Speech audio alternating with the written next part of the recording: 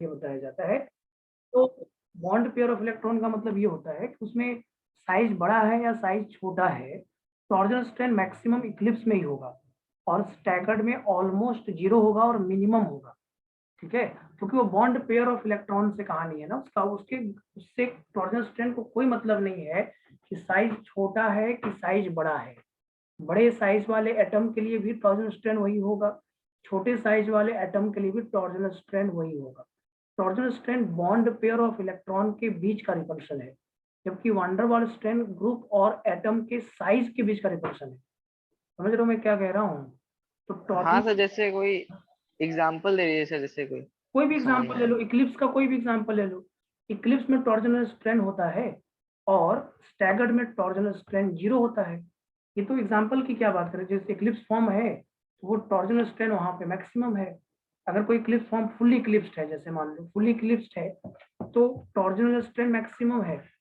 Torsional strain का मतलब होता है बॉन्ड पेयर ऑफ इलेक्ट्रॉन। जैसे तुम ये वाला एग्जांपल ले लो, अगर आप ये एग्जांपल लेते हो, ये आप बनाते हो और इसमें आप ऐसे लिखते हो, टॉर्जनल स्ट्रेन मतलब इक्लिप्सिंग स्ट्रेन होता है और मैक्सिमम होता है इक्लिप्स फॉर्म में और स्टैगर्ड में मिनिमम होता है। छोटा बड़ा साइज से नहीं मतलब होता है, छोटे बड़े साइज से मतलब नहीं होता है। तो देखो यहाँ पे ये CH3 है, ये H है, ये OH है। उसके बाद मान लो यहाँ पे भी CH3 है, सपोज करो यहाँ पे H है, यहाँ पे OH है, ऐसा है। तो इसमें टॉर्जनल स्ट्रेन मैक्सिमम है, इक्लिप्स में टॉर्जनल स्ट्रेन ज्यादा होता है, स्टैगर्ड में टॉर्जनल स्ट्रेन कम होता है। Torsional strain is maximum in Eclipse form and minimum in staggered form. Okay, तो ये आप मत सोचिए कि वहां पे साइज छोटा है कि साइज बड़ा है। ग्रुप का साइज और एटम के साइज से वंडरवाल स्ट्रेन देखा जाता है, जबकि बॉन्ड पेयर ऑफ इलेक्ट्रॉन से आपका टॉर्जनल स्ट्रेन देखा जाता है। बॉन्ड पेयर ऑफ इलेक्ट्रॉन का मतलब ये होता है कि अगर दोनों लोन पेयर जो है सामने सामने है तो रिपल्सन ज्यादा है, और अगर बॉन्ड पेयर ऑफ इलेक्ट्रॉन एक दूसरे के अपोजिट है, बड़ा बड़ा जो इलेक्ट्रॉन पेयर है वो एक दूसरे का अपोजिट है, जो बॉन्ड पेयर ऑफ इलेक्ट्रॉन, इसमें क्या होगा, रिपल्शन मिनिमम होगा। इसको बोलते हैं स्टैगर्ड फॉर्म। और ऊपर वाले को क्या सर बोलते अगर हैं, किसी में लोन पेयर नहीं हुआ तब? लोन पेयर का मतलब बॉन्ड पेयर से है बेटा। लोन पेयर बात ही नहीं कर रहे हैं हम, लोन पेयर का मतलब बॉन्ड पेयर से है। बॉन्ड पेयर में दो इलेक्ट्रॉन तो रहता ही है ना, एक बॉन्ड में अच्छा दो सर, इलेक्ट्रॉन ठीक। तो रहता ही है ना। ये बॉन्ड पेयर ऑफ इलेक्ट्रॉन्स है, मैंने आपको लिखवाया, आप देखिएगा डेफिनेशन में देखिएगा। तो torsional strain is the repulsion between the bond pair of electron, and van der Waals strain is the repulsion between the size of group or size of atom, size of group और size of atom। इसके बारे में मैंने बोला है, आप अपने तो कॉपी। जैसे हम्म, बॉन्ड पेयर तो हर जगह ही रहेगा ना सर बराबर, क्योंकि सिंगल बॉन्ड ही है। हाँ तो बॉन्ड पेयर के ही रिपल्शन देखने हैं बस। तो इक्लिप्स में ज्यादा होगा ना, क्योंकि बॉन्ड पेयर सामने सामने होगा ना, दोनों बॉन्ड पेयर एक दूसरे से कॉन्साइड करेगा। जब दोनों बॉन्ड पेयर एक दूसरे को कॉन्साइड करेगा तो वहां पे जो रिपल्शन है वो ज्यादा होगा। वहां पे जो तो सर रिपल्शन यहाँ पार्शियली और फुली एक्लिप्स में कोई मतलब। पार्सली और फुल्ली इक्लिप्स से लेना देना नहीं है, उसमें ज्यादा लेना देना नहीं है। पार्सली और फुल्ली इक्लिप्स में ज्यादा लेना देना नहीं है ऐसा। लेकिन अब थोड़ा सा फुल्ली इक्लिप्स है तो थोड़ा सा ज्यादा बता सकते हो, ऐसा कोई मीनिंग नहीं है। लेकिन क्योंकि पार्शियल और फुल्ली इक्लिप्स में वंडर वाल स्ट्रेन की कहानी आती है, हाँ पार्शियल सर, और इसमें नहीं फुल्ली है। इक्लिप्स में हाँ वंडर सर, वाल क्योंकि दोनों बॉन्ड पे मतलब इलेक्ट्रॉन तो सेम ही होंगे वैसे भी, तो सेम है। तो रिपल्शन ज्यादा कम। टॉर्जनल स्ट्रेन का कोई मीनिंग ज्यादा निकल के नहीं आएगा वहां पे। साइज बड़े छोटे से टॉर्जनल स्ट्रेन को लेना देना नहीं है। साइज बड़ा है साइज छोटा है, उससे टॉर्जनल स्ट्रेन को लेना देना नहीं है, उससे वंडर वाल स्ट्रेन को लेना देना है। ठीक है, तो उसमें आप ठीक है सर। कह सकते हो सेम सेम भी बोलोगे तो कोई दिक्कत नहीं है, उसमें कहीं कोई प्रॉब्लम नहीं। हमने टॉर्जनल स्ट्रेन के लिए बोला है कि साइज फैक्टर नहीं है, वहां पे बॉन्ड पेयर ऑफ इलेक्ट्रॉन है। इसलिए तो मैंने बोला था कि स्टैगर्ड में ऑलमोस्ट जीरो होता है, मैंने ये लिखवाया भी है लाइन। अब देखिए, स्टैगर्ड में मिनिमम होता है और ऑलमोस्ट जीरो होता है, लेकिन वंडरवॉल स्ट्रेन जो होता है वो स्टैगर्ड में भी जीरो नहीं होता है, मिनिमम होता है, जीरो नहीं होता है। लेकिन आपका जो टॉर्जनल स्ट्रेन है वो स्टैगर्ड फॉर्म में ऑलमोस्ट जीरो होता है, ऑलमोस्ट जीरो होता है। ठीक है, तो ये आप लिख सकते हो, इसमें कोई दिक्कत। इसलिए तो टॉर्जनल स्ट्रेन को इक्लिप्सिंग स्ट्रेन भी बोलते हैं। Torsional strain is also known as eclipsing strain. समझ में आ रहा है ये बात? सर हाँ बोलो। सर एक और डाउट था कि सर ऑप्टिकली एक्टिविटी देखने के लिए क्या करते हैं इसमें? देखो कभी भी ऑप्टिकल एक्टिविटी देखना है, जैसे ऑप्टिकल एक्टिविटी देखने के लिए तो आपके पास बहुत आसान सा तरीका है, फिशर में बदल लो, फिशर में बदल लो यस सर, फिर वही पीओएस से कर और लेंगे पीओएस POS देख से। लो। मेजो कंपाउंड नहीं है, अगर मान लो कायरल कार्बन है तो ऑप्टिकल एक्टिविटी का चांसेस तो है। उसके बाद बस ये देख लो कि मेजो कंपाउंड नहीं है, और मेजो कंपाउंड नहीं है तो फिर ऑप्टिकली एक्टिव है, उसमें तो डाउट ही नहीं है ना। फिर अगर कोई भी कंपाउंड को आपको ये मतलब पूछना है, फिशर में कन्वर्ट करके पीओएस यूएस या देख लेंगे अगर है यही कि। तरीका ही होना चाहिए। अगर वो ऑप्टिकली एक्टिव पूछ रहा है तो फिशर में बदल के देखना चाहिए। दूसरा तरीका और है आपके पास, दूसरा तरीका ये है, देखो दिक्कत कहाँ पे आएगा, मेजो कंपाउंड के चांसेस कब आएंगे, जब फ्रंट पे कार्बन पे ग्रुप और बैक कार्बन पे ग्रुप सिमिलर है। सिमिलर है मतलब फ्रंट पे जो ग्रुप है और बैक पे जो ग्रुप है वो सिमिलर है, तभी मेजो का संभावना होगा। अगर डिसिमिलर है सब तो फिर मेजो का भी संभावना नहीं रहेगा, तो वो कंपाउंड ऑप्टिकली एक्टिव ही होगा। बात समझ? जैसे मान लो ये देखो, एक सिंपल सी बात देखो समझना, जैसे मैं ये बोलूं कि ये दिया है मेरे पास और ये लिखा है यहाँ पे COOH लिखा है, यहाँ पे लिखा है H और यहाँ पे OH लिखा है, और यहाँ पे लिखा है COOH लिखा है, और यहाँ पे लिखा है H और Br लिखा है, तो क्या ये कभी मेजो बनाएगा? क्या ये कभी मेजो बनाएगा बताओ? क्योंकि BrH है और HOH है सब, अगर ये फ्रंट पे और बैक पे अगर कार्बन पे जो ग्रुप्स लगे हैं अगर वो सिमिलर होते तब वहां पे प्लेन ऑफ सिमेट्री के चांसेस हैं। ऐसे तो यहाँ प्लेन ऑफ सिमेट्री का कोई चांसेस नहीं है बोलो, तो यहाँ पे आप ऑप्टिकली एक्टिव नो बोल सर। दोगे तो क्या गलत हो जाएगा, तो उसको बनाने की सर जरूरत नहीं। सोहॉर्स में और न्यूमैन में हम लोग डायरेक्टली कभी पीओएस यूएस नहीं देख सकते ना? सोहर्स और न्यूमेन में आप डायरेक्टली पीओएस यूएस मत देखिए, उसको आप फिशर में बदल ही लीजिए, बेहतर रिजल्ट आपको तभी मिलेगा, क्योंकि अच्छे से सर एक बार हाँ, एक्सरसाइज 2 पार्ट 1 का थर्ड वाला एक सेकंड देख लीजिए एक बार एक्सरसाइज 2 पार्ट वो 1 भी का ऐसे ही क्वेश्चन है। नंबर 3, ठीक है देख लेते हैं बेटा अभी। एक्सरसाइज 2 का पार्ट 1 का 3 नंबर क्वेश्चन ना, एक सेकेंड रुक जाओ थोड़ा, बस एक बार मैं देख लेता हूँ। एक्सरसाइज 2 पार्ट 1 का क्वेश्चन नंबर 3, देखो थोड़ा सा आप देखेंगे तो ऐसे मुझे नहीं लगता कि बहुत टफ है क्वेश्चन, आसानी से सर ए वाला मेजो। हाँ क्या बोल रहे हैं आप, बताओ बेटा। सर जैसे ऐसे ग्रुप देखें अगर तो सेम है तो मतलब मैंने पास हो चांसेस जा है, रहा है मैंने बोला POS। चांसेस है, ये नहीं बोला कि वो मेजो होगा ही, वो चांसेस मैंने बोला, तो आप उसको बदल लीजिए ना। फिशर में बदलने में आपको बहुत टाइम लग रहा है क्या? फिशर में बदलने नो में सर। बहुत, नहीं सर, हो जा रहा थोड़ा। तो फिशर में बदल ही लीजिए, बेहतर रिजल्ट आपको चाहिए तो फिशर में बदल लीजिए आप एक बार। आप कंफर्मेशन, सर वर्टिकल लाइन पे एच एच आ जाएगा, लेफ्ट वाले में सीएल दोनों और तरफ। आप आपको अगर प्लेनो सिमेट्री देखने में दिक्कत होता है तो आप RS कॉन्फ़िगरेशन देखिए ना, एक ऊपर R नीचे S आ गया तो मेजो हो जाएगा, तो फिर सर उसमें फिशर क्या, को अगर हॉरिजॉन्टली देखेंगे तो तब भी पीओएस दिख रहा है। जैसे भी दिख रहा है तो ठीक है, नहीं दिख रहा है अगर तुम्हें तो टेंशन थोड़ी है बेटा, टेंशन थोड़ी है किसी चीज का, कोई टेंशन नहीं है। आप जैसे 3 नंबर क्वेश्चन बोल रहे हैं आप मुझसे, तो देखो आप सबसे पहले तो इसको आप फिशर में बदल लो। सबसे पहले तो आप ये देखो, पहला A और B एक दूसरे का कन्फर्मर है बोलो, पहले ये मुझे बोलो, क्या A और B एक दूसरे का कन्फर्मर है? बोलो, नहीं नहीं बोलोगे? अरे A और B एक दूसरे का कन्फर्मर है सर। रोटेट करो ना, CL को एक रोटेट मिनट करो, सर देखने दीजिए। CL के पीछे आना चाहिए, CL के कहाँ है कन्फर्मर यार, मेरे साथ देखो थोड़ा। सर नहीं है सर, नहीं है सर, नहीं है। कन्फर्मर नहीं है और ऑप्शन में भी नहीं दिया है, तो इतना टेंशन क्यों ले रहे हो? कोई टेंशन लेने की जरूरत ही नहीं है, टेंशन की बात ही नहीं है। देखो एक बार आप मेरे साथ देखो थोड़ा सा, सही बच्चे मेरे साथ देखें। कुछ बच्चे यहाँ पे हो सकते हैं जो पहले क्लास नहीं किए हों, तो उन्हें थोड़ा दिक्कत होगा, लेकिन कोई टेंशन वाली बात नहीं है। आज ऑप्टिकल का लास्ट क्लास है, आज खत्म हो जाएगा आपका। ये हिस्ट्री वाइज है मेरे से, H3C है और यहाँ पे H है, यही है ना बेटा, और इसका यस सर। ये दिया हुआ है। दोनों देखिए एक बार, थोड़ा सा समझिएगा तो आ जाएगा, कुछ बड़ा चीज थोड़ी ना है। ये HCl है और यहाँ पे CH3 है, यहाँ पे Cl है बेटा, और ये H है और ये CH3 है, यही है ना? बोलिए। अब इसमें आपको हमने यस सर। बताया, अगर आप इसको अगर मान लीजिए, आप इसको अगर बनाते हैं तो इसको फिशर में बदलने के लिए पहले क्या करना होता है, इक्लिप्स में बदलना होता है ना।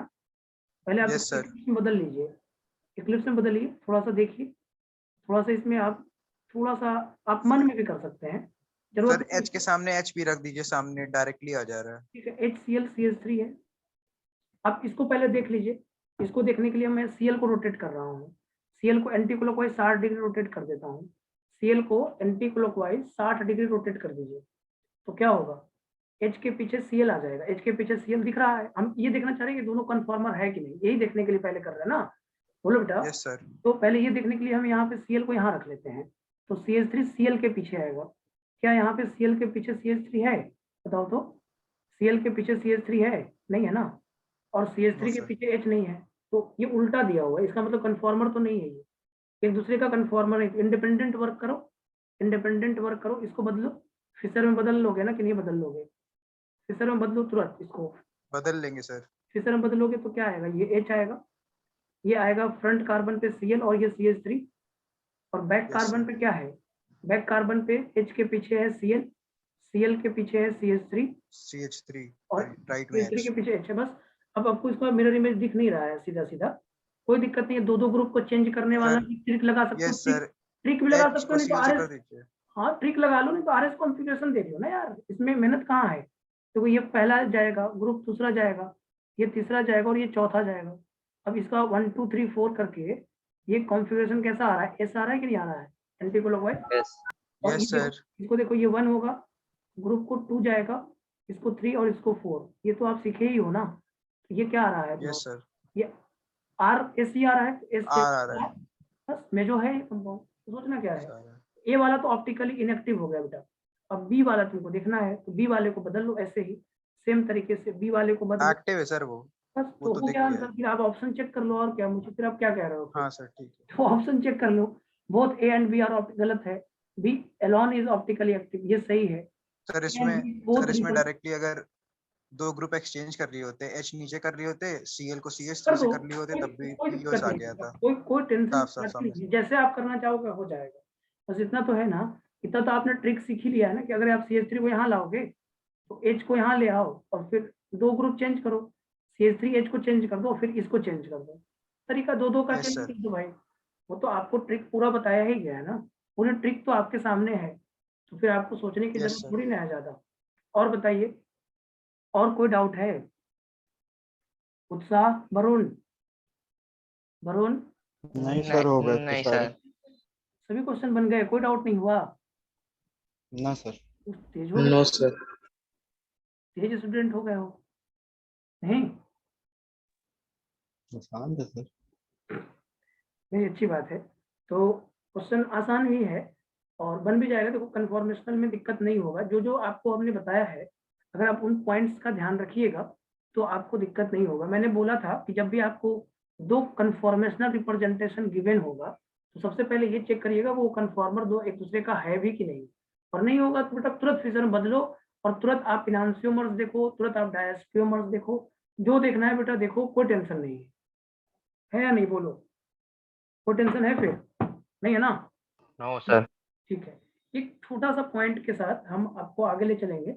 छोटा सा पॉइंट मेरे पास एक और है, जैसे एक नेट डाइपोल मोमेंट निकालने के लिए एक फॉर्मूला होता है, नेट डाइपोल मोमेंट निकालने का एक फॉर्मूला होता है, तो वो लिख लो आप, बस एक छोटा सा पॉइंट है उसको लिख लो, यहाँ पे लिख लो नेट डाइपोल, नोट करके लिख लो। नेट डाइपोल मोमेंट के लिए आपको क्या लिखना होता है, म्यू नेट इक्वल टू लिखते हैं सिग्मा म्यू आई एक्स आई, सिग्मा म्यू आई एक्स आई, सिग्मा म्यू आई एक्स आई करके म्यू नेट निकाला जाता है बेटा, रिजल्टेंट डाइपोल मोमेंट निकाला जाता है। म्यू आई एक्स आई क्या है उसको समझ लो आप, इसका मतलब ये होता है कि जो म्यू आई एक्स आई का मतलब ये है कि म्यू गॉज, गॉज का गॉज का dipole moment into mole fraction of gauche into x gauche plus होगा बेटा mu N T, mu N T multiplied by x N T, ये होता है म्यू नेट निकालने का तरीका। म्यू नेट निकालने का तरीका होता है, म्यू नेट निकालने के लिए आपको ये करना है mu gauche into mole fraction of gauche plus mu N T into mole fraction of N T, ये इक्वेशन दिया जाता है। इस इक्वेशन का प्रूफ आपके लिए जरूरी नहीं है, इसलिए मैं कोई प्रूफ नहीं करूंगा यहाँ पे, सीधे लिख रहा हूँ डाइपोल मोमेंट रिजल्टेंट कभी भी निकालना हो, और मोस्ट स्टेबल का ही डाइपोल मोमेंट निकलता है, आपने देखा ही था। इक्लिप्स में डाइपोल मोमेंट निकालते नहीं, हमने बोला भी था शायद आपको कि इक्लिप्स में डाइपोल मोमेंट निकालना नहीं है, जो भी डाइपोल में निकलेगा वो स्टैगर्ड में निकलेगा, और स्टैगर्ड में गॉच और एंटी ही होता है बेटा। स्टैगर्ड में क्या होता है, गॉच और एंटी ही होता है। मानते हो ना ये बात, बोलो ये बात मानते हो कि नहीं? हाँ sir. Mu gauche into mole fraction of gauche in plus mu anti into mole fraction of anti. ये जेई एडवांस में आया हुआ क्वेश्चन में से एक है। म्यू गॉच का मतलब हो गया dipole moment in gauche form, x gauche का मतलब हो गया mole fraction in gauche form. देखो बेटा यहाँ पे एक छोटा सा लिख लो, यहाँ पे लिख लो एक्स गॉच का क्या मतलब होगा, ये लिख लो। एक बार आप जेई का क्वेश्चन भी कर पाएंगे, अभी मैं करवा दूंगा आपको। ये हो जाएगा mole fraction in gauche form, mole fraction in gauche form, okay. और एक्स एंटी का मतलब क्या हो गया, mole fraction in anti form, mole fraction in anti form, ठीक है बेटा, mole fraction in anti form, okay. इसमें तो कोई डाउट नहीं है आपको, mole fraction in anti form और ये। और आपको पता है बेटा दोनों का मोल फ्रैक्शन का सम कितना होगा, mole fraction of gauche plus mole fraction of anti is equal to 1 होगा बेटा। ये तो होता ही है, मोल फ्रैक्शन का सम 1 होता है। Yes sir. तो mole fraction of gauche plus mole fraction of anti is equal to 1।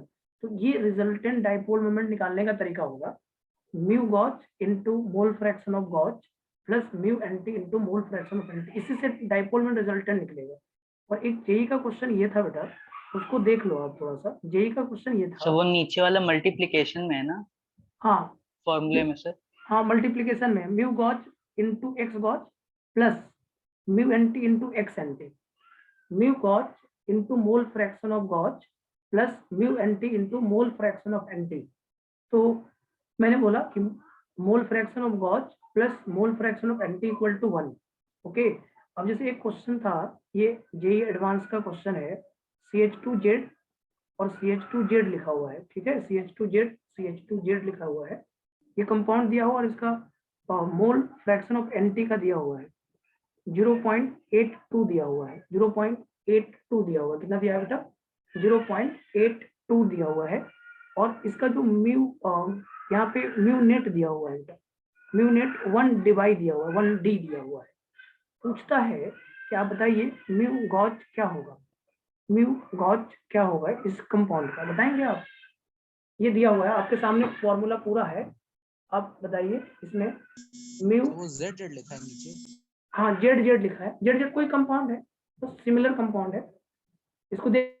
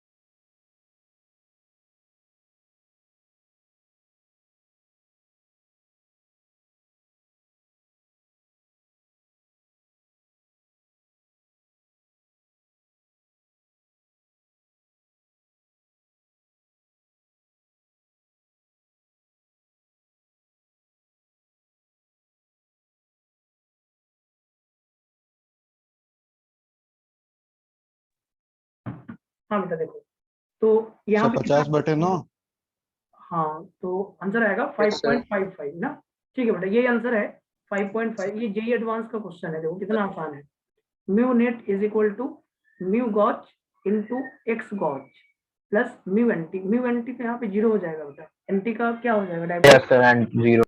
बस हो गया, फॉर्मूला लगा दो आंसर आ जाएगा। Mu net is equal to होगा mu anti into x anti plus mu gauche into x gauche, ठीक है ना। म्यू एंटी 0 हो गया, 0 multiplied by 0.82 plus mu gauche निकालना है, म्यू गॉच निकालना है मल्टीप्लाइड बाई 0.18 और ये दिया कितना है 1, बस हो गया। म्यू गॉच इज इक्वल टू आ जाएगा 1/0.18, ये आ गया 100/18, तो ये हो गया 50/9, आंसर आएगा 5.55 डी। सर वो म्यू एन टी को 0 इसलिए माने नहीं, मतलब हम लोग कहते हैं कि उसमें नहीं है, होता है। एंटी फॉर्म में दोनों अपोजिट हो गया ना, जैसे मैंने कल बताया भी था कि अगर दोनों अपोजिट रहेगा अच्छा हाँ सर, हाँ सर, हाँ सर, हाँ ठीक है, इक्वल टू ठीक है। जीरो हो जाएगा। अपोजिट ग्रुप्स आ गया ना, तो डाइपोल हाँ मोमेंट सर, हाँ। इक्वल टू जीरो आ जाएगा। तो mu net equal to mu NT into x NT plus mu gauche into x gauche. ये करिएगा, आंसर आएगा 5.55 डी। ये सेम क्वेश्चन आपके एक मॉड्यूल में भी दिया हुआ है और यही सेम क्वेश्चन आपको आपके जेई एडवांस में दिया हुआ है, तो आपसे बन जाएगा। आप तो एक एक्स्ट्रा थ्योरी यहाँ पे आप नोट करके लिख लीजिए और ये इंपॉर्टेंट भी लिख लीजिएगा, क्योंकि जेई में एक बार आया है तो संभावना हो सकता है कि आगे भी आए, और जेई एडवांस में ना आए तो मेंस में आए, जेई एडवांस में ना आए तो मेंस में आए। ठीक है बेटा? Hello, yes sir. Yes, sir. Yes, sir, आ yes, गया sir. यहाँ तक? ये बातें क्लियर हो गई। तो नेक्स्ट आज का हेडिंग होगा, जो नेक्स्ट हेडिंग है वो है कन्फॉर्मेशनल एनालिसिस ऑफ साइक्लोहेक्सेन का हेडिंग है। Is the last heading of the optical isomerism, conformational analysis of cyclohexane. ये लास्ट हेडिंग है, ये सभी बच्चों के लिए जरूरी है, जो भी बच्चे प्रेजेंट हैं देखेंगे समझेंगे। Conformational analysis of cyclohexane, heading दीजिए, 6 बच्चे हेडिंग दीजिए। कन्फॉर्मेशनल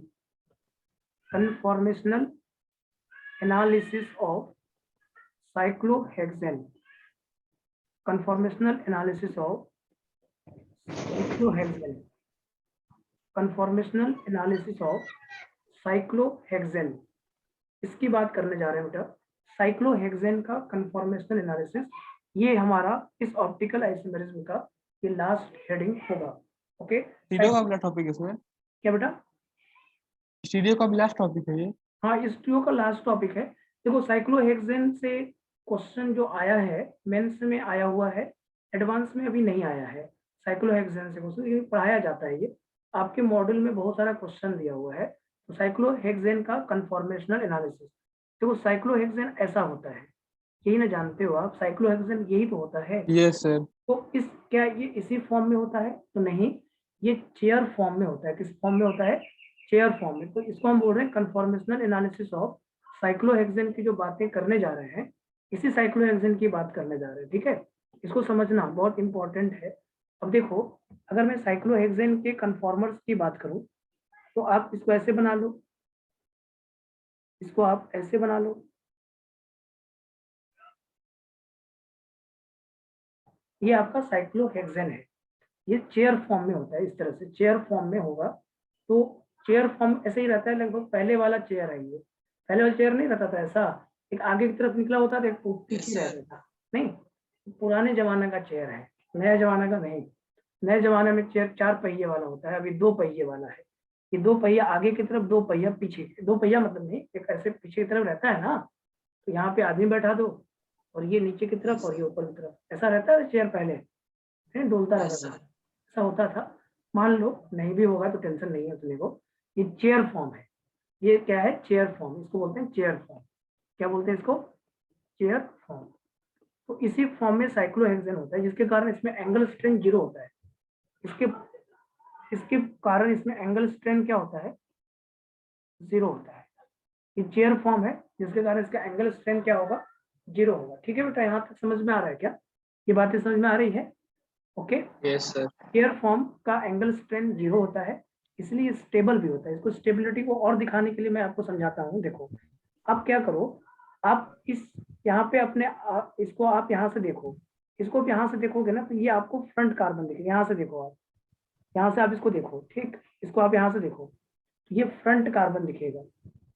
और ये वाला यहाँ से इसको देखो तो ये आपका फ्रंट कार्बन दिखेगा। इसको ऐसे देखो, तो आप अपने आंखों से देखोगे तो ये फ्रंट दिखेगा। और जब आप इसको फ्रंट देखोगे, इसको फ्रंट देखोगे तो ये वाला आपको बैक दिखेगा। ये वाला जैसे वो यहाँ पे आगे से देखोगे ना तो ये फ्रंट दिखेगा आपको, सामने से दिखेगा, आगे की तरफ दिखेगा। और ये वाला उसका बैक कार्बन दिखेगा। क्या दिखेगा? ये फ्रंट दिखेगा। क्या दिखेगा? फ्रंट। और ये भी क्या दिखेगा? फ्रंट। और ये क्या दिखेगा तुमको? बैक। और इसको आप देखोगे तो ये भी बैक दिखेगा। चेक कर लो आप एक बार, अगर आपको विश्वास ना हो तो आप चेक करो। देखो, आप ऐसे देखोगे ना। हाँ सर, पीछे वाला, सबसे पीछे वाला जो है, ये नीचे वाला, सर ऊपर वाला, ऊपर वाला ये बैक होगा ना, ये पीछे की तरफ है ना। जैसे अब आपने आंखों से देखोगे तो अगर आप यहाँ से देखोगे तो ये फ्रंट होगा, अगर ये फ्रंट होगा तो ये वाला बैक जाएगा, और इसका ये फ्रंट होगा तो ये वाला बैक जाएगा, नहीं? सर वो ऊपर वाला इसका बोल रहा है जो और ऊपर उसके वाला जो ऊपर जो है। वर्टेक्स है, अरे इसके ऊपर छोड़ो, ये तो CH2 है, इसको बाद में देखेंगे, ये तो अपने आप कंबाइंड हो जाएगा। अब बस इतना देखो तुम, ये वाला फ्रंट है तो ये वाला बैक है कि नहीं, बस ऊपर वाला को छोड़ो, नीचे वाले को छोड़ो। यस सर, नीचे yes और sir, ऊपर से ठीक तुम्हें है। कोई लेना देना नहीं, वो हम देख लेंगे, उसका मतलब नहीं है। हम बोल रहे हैं कि ये वाला कार्बन तुम्हारा फ्रंट है, ये CH2 वाला है ना, इसको नहीं देखना है, ये छोड़ दो आप। ये CH2 और ये दोनों चेयर को छोड़ दीजिए, ऊपर और नीचे वाला पार्ट को छोड़ दीजिए। आप यहाँ से देखिए, सामने से देखिए, आपको सामने से क्या दिखाई देगा? ये फ्रंट दिखाई देगा कि नहीं दिखाई देगा, बोलो भाई? तो ये उसका बैक दिखाई देगा देगा कि सर। नहीं? सीधा सा बात है ना। अरे ये फ्रंट देखोगे तो ये उसका बैक दिखाई देगा कि नहीं दिखाई देगा? नंबरिंग कर लो, अगर आपको विश्वास ना हो तो नंबरिंग करो। कोई बच्चा नंबरिंग करेगा तो कहेगा सर ऐसे करते हैं नंबरिंग, 1 सर 2 सर 3 4 5 6 ऐसे कर लेते हैं। 1 2 3 4 5 6 ऐसे कर लो, ज्यादा अच्छा रहेगा। ऐसे चलो ना, 1 2 3, तो ऐसे चल लो 4 5 और 6। अभी ठीक है? बोलो भाई, इतना तो बोलो। नहीं, यस ये सर, बोलो। ठीक है या नहीं? देखो ये 1 2 3 4 5 6 ठीक है सर। अभी ठीक है। अब देखो इसको क्या करते हैं हम, इसको न्यूमन प्रोजेक्शन में बदल के दिखाते हैं आपको, ठीक है? मजा आएगा आपको। इसको न्यूमन प्रोजेक्शन में देखो, ये फ्रंट कार्बन है, ये वाला उसका पीछे वाला बैक कार्बन है, और ये वाला फ्रंट तो ये बैक। अब इसको न्यूमन में दिखाते हैं तुमको, देखो न्यूमन में देखो, तो मजेदार क्वेश्चन हो जाएगा ये आप न्यूमन में देखो, न्यूमन प्रोजेक्शन में समझ में आ जाएगा बेटा, थोड़ा पेशेंस रखना, आ जाएगा आपको, बस थ्योरी का ध्यान रखना है। और कुछ कॉपी से क्वेश्चन आएगा इसमें, साइक्लोहेक्सेन का कोई भी क्वेश्चन बाहर से नहीं आएगा, पूरे कॉपी से आएगा, बस एक बार आपको सीखने की जरूरत है और कुछ नहीं है। देखो फ्रंट कार्बन तुम्हारा कौन सा, ये 1 नंबर है भाई, ये 1 है भाई, ये 2 है, ये 1 ये 2 है। 1 से क्या लगा है? 1 से भाई लगा है कुछ, 1 से बाद में देख लेंगे। 1 और 3 को कंबाइन करने में, ये 1 नंबर है, देखो यहाँ 1 नंबर, ये 3 नंबर, 1 और 3 को कंबाइन करने वाला ये CH2 लगा हुआ है यहाँ पे, ऐसे है? देखो आप चेक करो, यस इतना सर, चेक करो। Yes sir. भी ठीक है, सही बच्चे समझ रहे हैं। अब यहाँ देखो बैक कार्बन ये वाला 4 नंबर है, 4 नंबर ये कार्बन है, और ये वाला कार्बन 5 नंबर है। और 4 और 6 है, 4 और 6 है, बैक कार्बन 4 और 6 है ना भाई, बोलो। हाँ सर। 4 यस और सर, 6 4 और 6 को जोड़ने वाला देखो ये है CH2 ऊपर वाला। सर नहीं, एक के पीछे 6 होगा ना, और 3 के पीछे 4 होगा। नहीं यहाँ देखो तो सही, एक के पीछे 4 होगा, नहीं एक के पीछे 6 होगा, हाँ 6 ठीक है, सही बोल रहे हो आप, ठीक है, कोई दिक्कत उससे नहीं है। ये 6 और ये 4, ये ना, अभी ठीक है? हाँ हाँ यस सही सर, है। सही। चलो आओ, इधर आओ। अब देखो इस कार्बन, पहले वाले कार्बन से क्या क्या लगा हुआ है? 2 हाइड्रोजन लगा है, पहले वाले कार्बन से 2 हाइड्रोजन लगा है क्या, बोलो? यस सर, पहले वाले यस कार्बन सर, से यस 2 हाइड्रोजन लगा हुआ है, पहले वाले कार्बन से 2 हाइड्रोजन लगा हुआ है, ऐसे पहले वाले कार्बन से 2 हाइड्रोजन, तीसरे वाले कार्बन से भी 2 हाइड्रोजन, तीसरे वाले कार्बन से भी 2 हाइड्रोजन, यही है क्या? यही है ना? तीसरे वाले कार्बन से भी 2 हाइड्रोजन, तीसरे वाले कार्बन से भी 2 हाइड्रोजन, 4 नंबर कार्बन से भी 2 हाइड्रोजन, 4 नंबर कार्बन से भी 2 हाइड्रोजन होगा बेटा। अरे 4 नंबर कार्बन से भी 2 हाइड्रोजन होगा, 4 नंबर कार्बन सर। से भी ऐसे जोड़ लो, 4 नंबर कार्बन के हाइड्रोजन को ऐसे जोड़ लो, 4 नंबर कार्बन का हाइड्रोजन 6 नंबर कार्बन का भी 2 हाइड्रोजन, स्टैगर्ड फॉर्म में जोड़ना है, ऐसे जोड़ लो। अब ये देखो, ये पूरा ऊपर वाला नीचे वाला और ऊपर वाला सेम है, देखो चेक करो, आपको दिख रहा है? ये वाला जो तुम्हारा है ना 3 नंबर कार्बन, ये वाला 3 नंबर कार्बन है, और ये वाला जो तुम्हारा कार्बन है ना, ये 5 नंबर कार्बन है, ये 5 नंबर, ये 3 नंबर। और अब आप चेक करो, क्या यही लिखा हुआ है ऊपर? सर ये 2 नंबर होगा ना नीचे वाला, जो इधर 2 आगे नंबर, लिखे हैं हाँ आप 3 यस, नंबर। 2 नंबर, हाँ 3 नंबर तो इधर दिए है ना, इधर 2 नंबर। अभी देखो, अब आप चेक करो, क्या यही बना? ये स्टैगर्ड फॉर्म होता है, जो चेयर फॉर्म होता है ना, वो स्टैगर्ड फॉर्म होता है। किस पे फॉर्म होता है? स्टैगर्ड होता है। कैसे होता है वो? स्टैगर्ड फॉर्म, चेयर फॉर्म को बोलते हैं स्टैगर्ड, चेयर फॉर्म स्टैगर्ड होता है, स्टैगर्ड फॉर्म, चेयर फॉर्म को बोलते हैं स्टैगर्ड फॉर्म। आप चेक कर लो, आपको विश्वास ना हो तो आप चेक कर लो, यही लिखा हुआ है, यहाँ देख लो खुद, देखो आपका फ्रंट कार्बन 1 नंबर पे था, 1 नंबर पे क्या लगा हुआ है? देखो यहाँ पे एक CH2 लगा है, एक CH2 लगा है, देखो, और इसके साथ क्या लगा? हाइड्रोजन, और ये हाइड्रोजन। अभी ठीक है? अभी समझ में आया? Yes sir. ठीक है, तो staggered chair Yes. Staggered form होता है, चेयर फॉर्म स्टैगर्ड फॉर्म होता है, और इसमें एंगल स्ट्रेन देखो जीरो है। क्या है? एंगल स्ट्रेन जीरो है, इसलिए चेयर फॉर्म सबसे स्टेबल होता है। अभी और बताएंगे, अभी टाइप्स बताएंगे, अभी उसके बारे में बताएंगे, टेंशन मत लो आप। ये स्टैगर्ड है और ये चेयर फॉर्म है। अब थोड़ी सी बातें चेयर फॉर्म पे और करते हैं। सर इसका एंगल स्ट्रेन जीरो कैसे हम लोग एनालिसिस क्योंकि करेंगे? एंगल स्ट्रेन जो है ना, देखो यही तो बात मैंने पहले भी बताई थी कि एंगल स्ट्रेन क्योंकि sp3 हाइब्रिडाइज्ड कार्बन है, और sp3 hybridised carbon 109 degree 28 minute होता है, और यहाँ पे इस तरह की Yes, sir. ज्योमेट्री दिख रही है ना, इसका बॉन्ड एंगल भी 109 डिग्री 28 मिनट ही होता है। आपका इसका भी एग्जिस्टेंस नहीं है ना। हमने क्या बोला? साइक्लोहेक्सेन ऐसा नहीं होता, ऐसा होता है, ऐसा हाँ सर, ऐसा नहीं होता। ऐसा ऐसा ऐसा होता है। तो इसका जो बॉन्ड एंगल है ना तुम्हारा 109 डिग्री 28 मिनट ही है। इसका बॉन्ड एंगल 109 डिग्री 28 ठीक मिनट है सर। जो कैलकुलेटेड और ऑब्जर्व के बराबर है। कैलकुलेटेड जितना है और ऑब्जर्व जितना है बराबर है, तो तुम्हारा एंगल स्ट्रेन जीरो हुआ कि नहीं हुआ? बताओ, ये एंगल स्ट्रेन जीरो हो गया हुआ कि सर। नहीं हुआ? तो Yes, चेयर sir, फॉर्म हो गया। और चेयर फॉर्म का एंगल स्ट्रेन क्या होता है? जीरो होता है। चेयर फॉर्म का एंगल स्ट्रेन क्या होता है? जीरो होता है। चेयर फॉर्म का एंगल स्ट्रेन क्या होगा? जीरो। ये बात समझ में आ रहा है क्या? बोलो। Yes sir. Yes sir. हाँ, तो इसको आप देख लो पहले, तो ये स्टैगर्ड फॉर्म हुआ। अब थोड़ा सा तुमसे और बात कर लेते हैं, थोड़ी सी बातें और कर लेते हैं, उसको देख लो आप एक बार। ठीक है बेटा, इतनी बात क्लियर है? सर एक बार रिकैप दे देते तो सर मजा आ जाता सर। वही वही कैप सर आवाज कट रही थी ना थोड़ी, तो इस सर वजह वो से। लास्ट में जो एंगल स्ट्रेन वाला बताया कैसे जीरो आ रहा, वो फिर से बता दीजिए। देखो, मैंने ये बात आज नहीं पहले भी बता रखी है। पहले भी मैंने बोला था साइक्लोहेक्सेन में जो आपको एंगल 120 डिग्री दिख रहा है, वो 120 डिग्री नहीं होता, क्योंकि उसका एक्सिस्टेंस ऐसे नहीं होता। हम तो इस सुविधा के लिए बनाते हैं क्या? ये साइक्लोहेक्सेन जो बनाते हैं ना, वो अपनी सुविधा है, वो आसान करने के लिए बनाते हैं। लेकिन साइक्लोहेक्सेन का फॉर्म इस फॉर्म में ही होता है, ऐसे चेयर फॉर्म में होता है। तो चेयर फॉर्म में जब बॉन्ड एंगल देखोगे ना, तो वो 109 डिग्री 28 मिनट ही होता है। चेयर फॉर्म का जो बॉन्ड एंगल होता है वो 109 डिग्री 28 मिनट ही होता है। और जब 109 डिग्री sp3 हाइब्रिडाइजेशन का बॉन्ड एंगल कितना होता है? 109 डिग्री 28 मिनट, और इसका खुद का Yes, sir. बॉन्ड एंगल कितना है? 109 डिग्री 28 मिनट। तो दोनों का बॉन्ड एंगल अगर बराबर है बेटा, तो एंगल स्ट्रेन किसको कहते हैं? जो ऑब्जर्व्ड एंगल है minus theoretical angle is equal to angle strain होता है। तो यहाँ का बॉन्ड एंगल और sp3 हाइब्रिडाइजेशन के कारण बॉन्ड एंगल दोनों क्या है? सिमिलर है, इसलिए एंगल स्ट्रेन क्या होगा? जीरो होगा। और समझ में आ रहा है? तो एंगल Yes, sir. जीरो होगा। और अब यहाँ पे मैंने बोला कि अपने आंख को आप इस कार्बन पे रखो, जैसे आपने इस पे रखा तो ये वाला आपके सामने से बैक दिखाई देगा, इस पे रखा तो ये बैक दिखाई देगा। दो कार्बन पे आप फ्रंट बनाओ, दो कार्बन को फ्रंट बनाओगे तो दो बैक बनेगा, और दो बैक बन गया, ऐसा ऐसा बन गया। तो इसको स्टैगर्ड फॉर्म में, चेयर फॉर्म जो होता है ना, उसका एग्जिस्टेंस स्टैगर्ड फॉर्म में होता है। Chair form will exist in staggered form. Chair form किसमें एग्जिस्ट करता है? स्टैगर्ड फॉर्म में। ये पहला लाइन हुआ जहां से हमको याद करना पड़ेगा। Chair form will exist in staggered form. Okay, chair form किसमें एग्जिस्ट करेगा? स्टैगर्ड फॉर्म में एग्जिस्ट करेगा। चेयर फॉर्म किसमें एग्जिस्ट करेगा? स्टैगर्ड फॉर्म में एग्जिस्ट करेगा। क्लियर है बात? समझ में आया? बोलो। Yes sir. Yes sir. Chair form Yes, sir. Staggered form. Chair form का एग्जिस्टेंस स्टैगर्ड फॉर्म में होता है।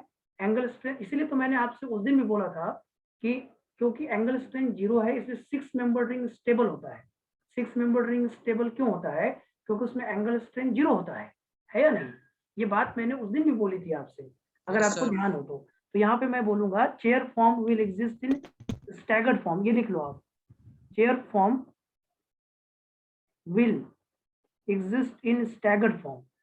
Chair form will exist in staggered form. Chair form जो होगा वो staggered form में exist करेगा। Chair form will exist in staggered form. Okay, इतनी बात क्लियर हो गई। अब समझना, थोड़ी सी बातें और बताते हैं इसमें, चेयर फॉर्म की थोड़ी और एनालिसिस करते हैं। देखो यहाँ पे कुछ हाइड्रोजन दिखाई दे रहा होगा भाई, यहाँ पे हाइड्रोजन तो होगा ही, हर एक कार्बन पे दो दो हाइड्रोजन तो होगा ही। ये तो हम सब लोग जानते हैं कि हर एक कार्बन पे दो दो हाइड्रोजन तो होगा ही। इसमें कोई डाउट है क्या? बोलो, हर एक कार्बन पे दो दो हाइड्रोजन होगा कि नहीं होगा? तो फिर से एक बार Yes. Yes sir. एक बार Yes. फिर से एक बार चेयर फॉर्म बनाया जाए और फिर थोड़ा एनालिसिस किया जाए। एक बार फिर से क्या किया जाए? चेयर फॉर्म बनाया जाए और उसकी एनालिसिस करी जाए, देखी जाए क्या हो रहा है भाई चेयर फॉर्म में। तो चेयर फॉर्म जो बनेगा कुछ ऐसा बन रहा है। अब इस चेयर फॉर्म से इसको थोड़ा और अच्छा बना लो, रुक जाओ 1 मिनट, इसको ऐसे बनाओ, हाँ ऐसे ठीक था, छोटा बड़ा करके बनाओगे तो सही रहेगा, थोड़ा सा छोटा एक बड़ा करके बनाए।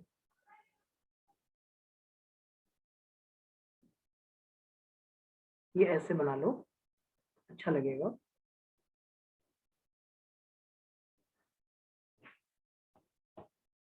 इसका चेयर फॉर्म और अभी देख लेते हैं, समझ में आ जाएगा बेटा। ये देखो, अब इसमें क्या है, कुछ हाइड्रोजन जो है, जैसे ये वाला आपका हर एक कार्बन पे 2-2 हाइड्रोजन होना है। हर एक कार्बन पे कितना हाइड्रोजन होना है बेटा? 2-2 हाइड्रोजन होना है।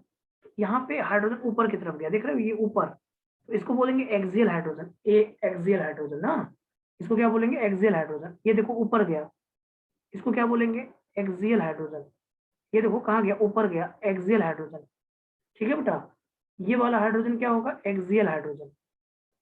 ये वाला हाइड्रोजन क्या होगा? Axial hydrogen. ये वाला हाइड्रोजन क्या होगा? Axial hydrogen. इस तरह के हाइड्रोजन को हम क्या बोलेंगे? एक्सियल। ये वाला जो हाइड्रोजन होगा वो कैसा होगा? Axial hydrogen. इस तरह के हाइड्रोजन को क्या बोलेंगे? Axial hydrogen. अब यहाँ पे जो नीचे की तरफ दिखाई देगा ऐसे, इसको बोलेंगे इक्वेटोरियल हाइड्रोजन। इसको बोलेंगे इक्वेटोरियल हाइड्रोजन। इसको बोलेंगे इक्वेटोरियल हाइड्रोजन। इसको बोलेंगे इक्वेटोरियल हाइड्रोजन। इसको बोलेंगे इक्वेटोरियल हाइड्रोजन। इसको बोलेंगे इक्वेटोरियल हाइड्रोजन।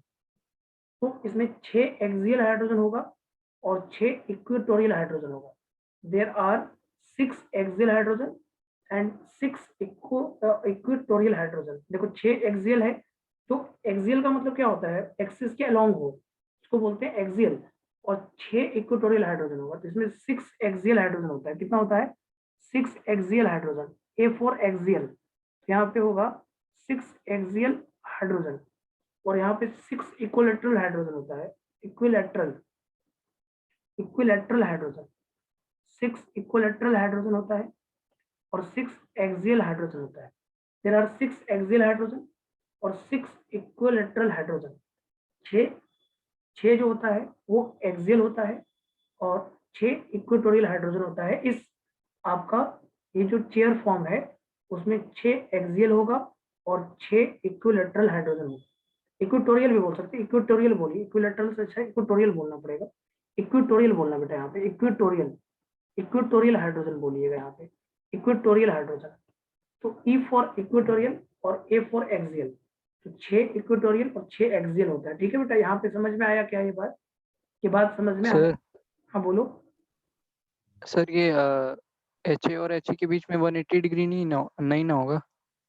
वो 180 अभी देखने की जरूरत नहीं है आपको, मैं ये बता रहा हूँ कि देखो एक हाइड्रोजन एकदम एक्सिस पे ऊपर से खींचा जाएगा, तो एक इक्वेटोरियल होगा, 2 हाइड्रोजन तो होंगे ही ना, एक कार्बन पे 2 हाइड्रोजन होता है, एक हाँ सर, हाँ सर, बाकी ठीक है। हाँ, तो उससे मतलब नहीं है, वो तो 180 हो ही क्या, एक ऊपर हो गया एक नीचे हो गया तो 180 हो गया, ऊपर ऊपर रहा तो 0 हो गया।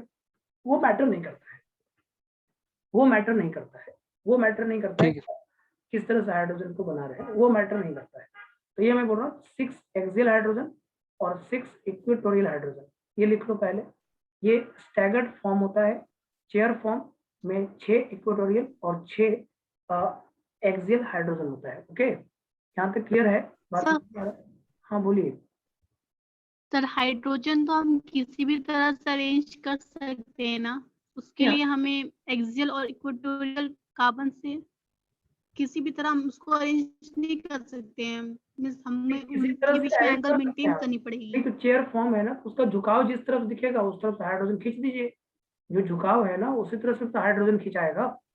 तो इसमें आप जब देखिएगा तो जो चेयर फॉर्म होता है उसमें 6 इक्वेटोरियल हाइड्रोजन दिखाई देगा, क्योंकि वो 6 एक्सियल की तरफ दिखाई देगा, मतलब एक एक कार्बन पे 2-2 हाइड्रोजन है, तो दोनों कार्बन, जो एक कार्बन पे 2 हाइड्रोजन है वो दोनों हाइड्रोजन एक्सियल नहीं रहेगा, एक एक्सियल एक इक्वेटोरियल, एक एक्सियल एक इक्वेटोरियल, यही रहेगा चेयर फॉर्म में हमेशा, एक एक्सियल होगा तो एक इक्वेटोरियल होगा।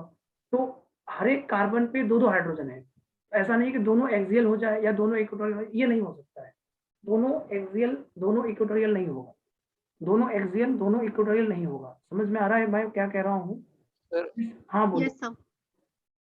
सर एक्सियल और इक्वेटोरियल के मतलब क्या है? जैसे एक्सियल क्यों कह रहे हैं? उससे बस इतना मतलब है कि देखिए दो हाइड्रोजन जैसे हम जैसे कोई भी बॉन्ड बना रहे हैं, जैसे ये बॉन्ड थोड़ा झुका हुआ है ना, तो इसका मतलब है कि जो ऊपर की तरफ खींचा जा रहा है, तो ऊपर की तरफ एक एच बना लिए और एक उसका ऐसे बना लिए, एच ई बना लिए। एक इक्वेटोरियल मतलब क्या है, परपेंडिकुलर नहीं है। अगर परपेंडिकुलर नहीं तो इक्वेटोरियल बोल दीजिए, और अगर परपेंडिकुलर है तो एक्सियल बोल दीजिए, बस यही मतलब है, और तो इसका कोई मतलब नहीं है। दोनों हाइड्रोजन तो सिमिलर है, ऐसा नहीं कि हाइड्रोजन डिफरेंट है। हाइड्रोजन एक्सियल और इक्वेटोरियल डिफरेंट नहीं है, हाइड्रोजन तो सिमिलर है, दोनों हाइड्रोजन एक ही जैसा है, ऐसा नहीं कि अलग हो गया वो, लेकिन उसका रिप्रेजेंटेशन है, वो उसका रिप्रेजेंटेशन है। क्योंकि कार्बन sp3 हाइब्रिडाइज्ड है, तो कुछ तो रिप्रेजेंट करना पड़ेगा ना यार, कुछ तो रिप्रेजेंट हाँ सर। करना होगा ना। तो उसके बेसिस पे उन्होंने क्या किया कि एक हाइड्रोजन को एक्सियल की तरफ, लेकिन फ्रंट और बैक तुम बोल ही रहे हो, 3 डायमेंशनल रिप्रेजेंटेशन करना है ना तुमको कि नहीं करना है। तो 3 डायमेंशनल रिप्रेजेंटेशन करना है तो परपेंडिकुलर तो डाल नहीं सकते हो, परपेंडिकुलर डाल दिया आपने तो एक 90 डिग्री एंगल हो जाएगा या 180 डिग्री एंगल हो जाएगा। क्या sp3 हाइब्रिडाइजेशन में 180 डिग्री एंगल होता है? नहीं होता है ना। तो 180 डिग्री जब एंगल नहीं होता है तो दो हाइड्रोजन हुआ कि नहीं हुआ, दो तरह का हाइड्रोजन हुआ। एक ही कार्बन पे दोनों हाइड्रोजन एक्सियल नहीं हो सकता है। अगर दोनों एक्सियल तुम कर दोगे तो क्या वो बॉन्ड एंगल 109 डिग्री 28 मिनट बनेगा? बनना चाहिए, क्योंकि आप sp3 पढ़ रहे हो, तो sp3 के लिए एंगल कितना होना चाहिए, 109 डिग्री 28 मिनट होना चाहिए कि नहीं होना चाहिए। तो इसलिए एक ही कार्बन हाँ के दोनों हाइड्रोजन को एक्सियल नहीं बोल सकते हैं, या दोनों को इक्वेटोरियल नहीं बोल सकते हैं, क्योंकि दोनों को इक्वेटोरियल बोलोगे तब भी 180 डिग्री एंगल हो जाएगा, या दोनों को एक्सियल बोलोगे तब भी 180 डिग्री एंगल हो जाएगा। तो 109 डिग्री 28 मिनट बनाने के लिए ये एंगल इस तरह से बताया जाता है। समझ में आया? अभी ठीक है? हाँ ठीक। ये चेयर फॉर्म में 6 एक्सियल और 6 इक्वेटोरियल होता है। चेयर फॉर्म का एग्जिस्टेंस स्टैगर्ड फॉर्म में होता है। अब कहानी और दूसरी होती है। अब देखो क्या होगा, आप सब लोग जानते हो कि स्टैगर्ड फॉर्म सर इक्लिप्स में कन्वर्ट होता है, ये तो आप जानते ही हो। अब जब चेयर फॉर्म को और जब स्टैगर्ड फॉर्म को इक्लिप्स में बदलोगे तो कैसे बदलोगे, सोचो थोड़ा, कैसे बदलोगे? फ्रंट को चेंज कर दो, किसी एक को उठा के घुमा दो। घुमाओ कैसे, देखो मेरे साथ देखना, आप 1 नंबर कार्बन को पकड़ो, 3 नंबर कार्बन को पकड़ के उलटो, उलट दो उसको। 1 नंबर कार्बन को पकड़ो, पकड़ो ऐसे, 1 नंबर कार्बन और 3 नंबर कार्बन को पकड़ लिए, और पकड़ के उसको क्या करो, ऐसे घुमा दो, ऐसे। नहीं तो इक्लिप्स बन जाएगा? नहीं, इसमें आया। देखो फिर से 1 नंबर कार्बन को पकड़ो, 1 नंबर कार्बन को पकड़ो और 3 नंबर कार्बन को पकड़ लिए, पकड़ो 1 नंबर और 3 नंबर, फ्रंट कार्बन को पकड़ लो, सही रहेगा। फ्रंट कार्बन को पकड़ना ज्यादा अच्छा है, आसान पड़ेगा इसलिए बोल रहा हूँ। और पूरा पकड़ के पूरा पलटो, ये मत करना कि 1 नंबर। तो आप सोचो, एक बार ध्यान रखना एक बात का, कोई बच्चा कहेगा कि नहीं सर एक काम करते हैं सर, सिर्फ एक को घुमाते हैं, एक को घुमाओगे तो काम गड़बड़ा जाएगा। क्यों? क्योंकि अगर आपने इसको घुमाया, देखना मेरे साथ यहाँ पे पॉइंट कर रहा हूँ, उसको देखो, अगर आपने इसको घुमाया, सिर्फ इसको घुमाया तो ये टूट जाएगा, ये टूट जाएगा। नहीं, घुमाना है तो Yes, दोनों sir. वो को पूरा घुमा के ऊपर लेके Yes, आ रहे sir. हैं ना बस 2 वाला। ऊपर ले जाइए। देखिए इसको, आप देखिए इसको Yes, पकड़िए, sir, 1 yes, नंबर sir. को यहाँ पकड़िए, 1 नंबर को ये पकड़ा गया, और 3 नंबर पकड़िए, 1 और 3, और पकड़ के इसको घुमाइए, ऐसे ऐसे घुमाइए, ऐसे घुमाइएगा तो ये वाला जो पार्ट है ना ये यहाँ आ जाएगा, ऐसे ऐसे ऐसे। नहीं, यस सर, ऊपर चला ऐसे जाएगा आ हाँ 2 वाला। जाएगा, सर। यहाँ आ जाएगा ऐसे, तो वो बन जाएगा वो इक्लिप्स। 6 नीचे चला जाएगा ना सर? 6, हाँ 6 नीचे आ जाए। 6 का मतलब ये वाला जो हाइड्रोजन है ना, यहाँ हाइड्रोजन नीचे आ जाएगा। ये सब वो ऊपर वाला हाइड्रोजन नीचे आ जाएगा। हाँ ऊपर हाइड्रोजन नीचे आ जाएगा, सीधी सी बात है ना। आप इसको पकड़े हो 1 नंबर को और 3 नंबर को, और उसको क्या कर रहे हो आप, ऐसे करके घुमा दे रहे हो, ऐसे ऐसे पकड़ के ऐसे कर दे रहे हो आप, देख रहे हो आप, ऐसे पकड़े हो और ऐसे कर दे रहे हो, ऐसे ऊपर चला जाएगा कि नहीं चला जाएगा? तो कुछ ऐसा बन यस जाएगा, सर। ये स्टैगर्ड फॉर्म ऐसा बन जाएगा। स्टैगर्ड फॉर्म को इक्लिप्स फॉर्म में कन्वर्ट करो। स्टैगर्ड फॉर्म को जब आप इक्लिप्स फॉर्म में कन्वर्ट करोगे तो मेरे साथ देखो, मेरे साथ देखो, जिसमें कोई चेंज है ना उसको पहले लिख सकते हो आप, कोई दिक्कत नहीं है उसमें। स्टैगर्ड फॉर्म को, क्योंकि दोनों को एक साथ उठाना होगा, दोनों फ्रंट को एक साथ उठाओ, एक एक को उठाओगे तो दिक्कत हो जाएगा, तो टूट जाएगा रिंग ही, रिंग टूटना नहीं चाहिए।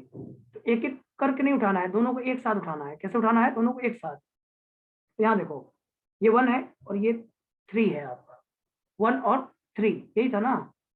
एक तो तुम्हारा ये था बना हुआ, जैसे बना हुआ है उसको छोड़ो नहीं, उसको पहले बना लो, उसको बना लो, ये बन गया। इसके बाद आप क्या कर रहे थे, यहाँ से इसको घुमाकर यहाँ ला रहे थे, ये ना कर रहे थे बेटा, ये देखो, यही कर रहे हो ना आप, बोलो, ये तो कर रहे हो यार। Yes sir. नीचे आ जाएगा हाइड्रोजन, ये वाला हाइड्रोजन नीचे आ जाएगा बेटा। रुकना है कुछ थोड़ा सा, एकदम सिंपल है, एकदम कुछ नहीं करना है, ज्यादा मेहनत, थोड़ा सा मेहनत थोड़ा सा है, तो ज्यादा नहीं है, समझ में आ जाएगा आपको, एकदम बेफिक्र रहिए आप। देखिए एच है, ये एच नीचे आ जाएगा, ये इक्लिप्स फॉर्म आ गया ना, H नीचे आ गया ये देखो, और H के पीछे H होगा, देखो इसी H के सामने आ जाएगा ये, इसके पीछे H बना दो ऐसे, नहीं ये ना करोगे, इस यस सर। इसको घुमाओगे अगर आप, तो ये वाला H है ना, ये वाला H, इसके पीछे ये H आ जाएगा, इसके पीछे बेटा ये वाला H आ जाएगा, इसके पीछे वाला जो H है, एक सेकंड रुकिएगा, यस सर, आ जाएगा। वो घूमेगा तो सब आ ही जाएगा। तो इसको ऐसे H बना दो ऐसे, और इसके पीछे एक H दिखा दो, ठीक है बेटा, और इसके बाद इसको ऐसे H बना दो और इसके पीछे H बना दो ऐसे, देखो ये इक्लिप्स फॉर्म बन गया, देख रहे हो, ये इक्लिप्स बन गया, देखो सर मतलब जो पॉइंट कार्बन को जो ज्वाइन कर रहा है उसको पकड़ के एकदम पलट देते हैं ना। बस बस तो पकड़ के पलटना ही पड़ेगा, देखो ये ऐसे है ना, 1 नंबर ऐसे पकड़ के ऐसे कर दो ऊपर की तरफ, ऐसे करके ऐसे, बस हो गया, पलट गया। Yes sir, yes sir. बस आप यहाँ पे मेरे मार्क को देख सकते हो आप, अगर आपको दिक्कत होगा तो ये 1 नंबर और ये 3 दोनों को एक साथ पकड़ना ही पड़ेगा, नहीं तो अगर आपने इसको घुमा दिया तो ये टूट जाएगा, एक को नहीं घुमा सकते आप, एक को घुमाओगे तो आप खुद सोचो, इसको रोटेट कर दीजिए आप, ये तो टूट के अलग हो जाएगा, तो वो तो कर नहीं सकते आप जब भी करिए तो इसको 1 नंबर और 3 नंबर कार्बन को घुमाइए, ऐसे करके ऐसे पकड़ के ऐसे घुमा दीजिए, क्या बन जाएगा, इक्लिप्स फॉर्म हो जाएगा। इस इक्लिप्स फॉर्म को बोलते हैं बोट फॉर्म, ये बोट फॉर्म होता है, इसी चेयर फॉर्म का एक बोट फॉर्म एग्जिस्ट करता है, staggered to eclipse, staggered to eclipse, इसको इक्लिप्स फॉर्म बोलेंगे ना। और आपको पता है कि स्टैगर्ड इक्लिप्स में चेंज होता है, ये तो आपको पता ही है, नहीं पता है कि नहीं पता है? पता है सर। ये Yes, sir. जानते हो ये इक्लिप्स कैसा बन गया, फुल्ली इक्लिप्स नहीं है, ये देखो फुल्ली इक्लिप्स जैसा नहीं दिख रहा है तुम्हें, हाँ sir, yes sir. Fully Eclipse इसको बोलेंगे, सेम पीछे सेम Yes. ग्रुप है। ये फुल्ली इक्लिप्स्ड है। अब फुल्ली इक्लिप्स बन गया बेटा, तो इसका मतलब ये हुआ कि अगर आप इसको बनाओगे तो इसका बोट फॉर्म होता है, ये बोट फॉर्म ऐसा दिखता है थोड़ा। अब थोड़ा डायग्राम वगैरह थोड़ा समझ लेना यार, मुझे उतना डायग्राम अच्छे से बनाने नहीं आता है, तो आप मान लेना कि ये बोट फॉर्म है, ये बोट है इसका, इसको बोलते हैं बोट फॉर्म, ये बोट फॉर्म होता है। क्या होता है ये बोट होता है, बोट फॉर्म बोलते हैं इसको, नाव की तरह, नाव है ये, इसको नाव बोलते हैं, देखो ये इक्लिप्स फॉर्म को नाव बोला जाता है ऐसा। और इसमें जानते हो क्या होता है, इसमें भी ऐसे ही एक एक्सियल हाइड्रोजन होता है और इक्वेटोरियल हाइड्रोजन होता है, एक्सियल और इक्वेटोरियल। और इसमें कहानी थोड़ी और अलग होती है, थोड़ी सी देख लो इसको, बोट फॉर्म को भी थोड़ा देख लो ना। यहाँ पे 2 फ्लैगपोल हाइड्रोजन होता है, इसको फ्लैगपोल हाइड्रोजन बोलते हैं, झंडा लगा नहीं रहता है नाव में, दो झंडे हैं ऐसे, यस सर। फ्लैग पोल, उसको बोलते हैं फ्लैग पोल, झंडा ऐसा, ठीक समझ में आ रहा है? और इसके बाद Yes, sir.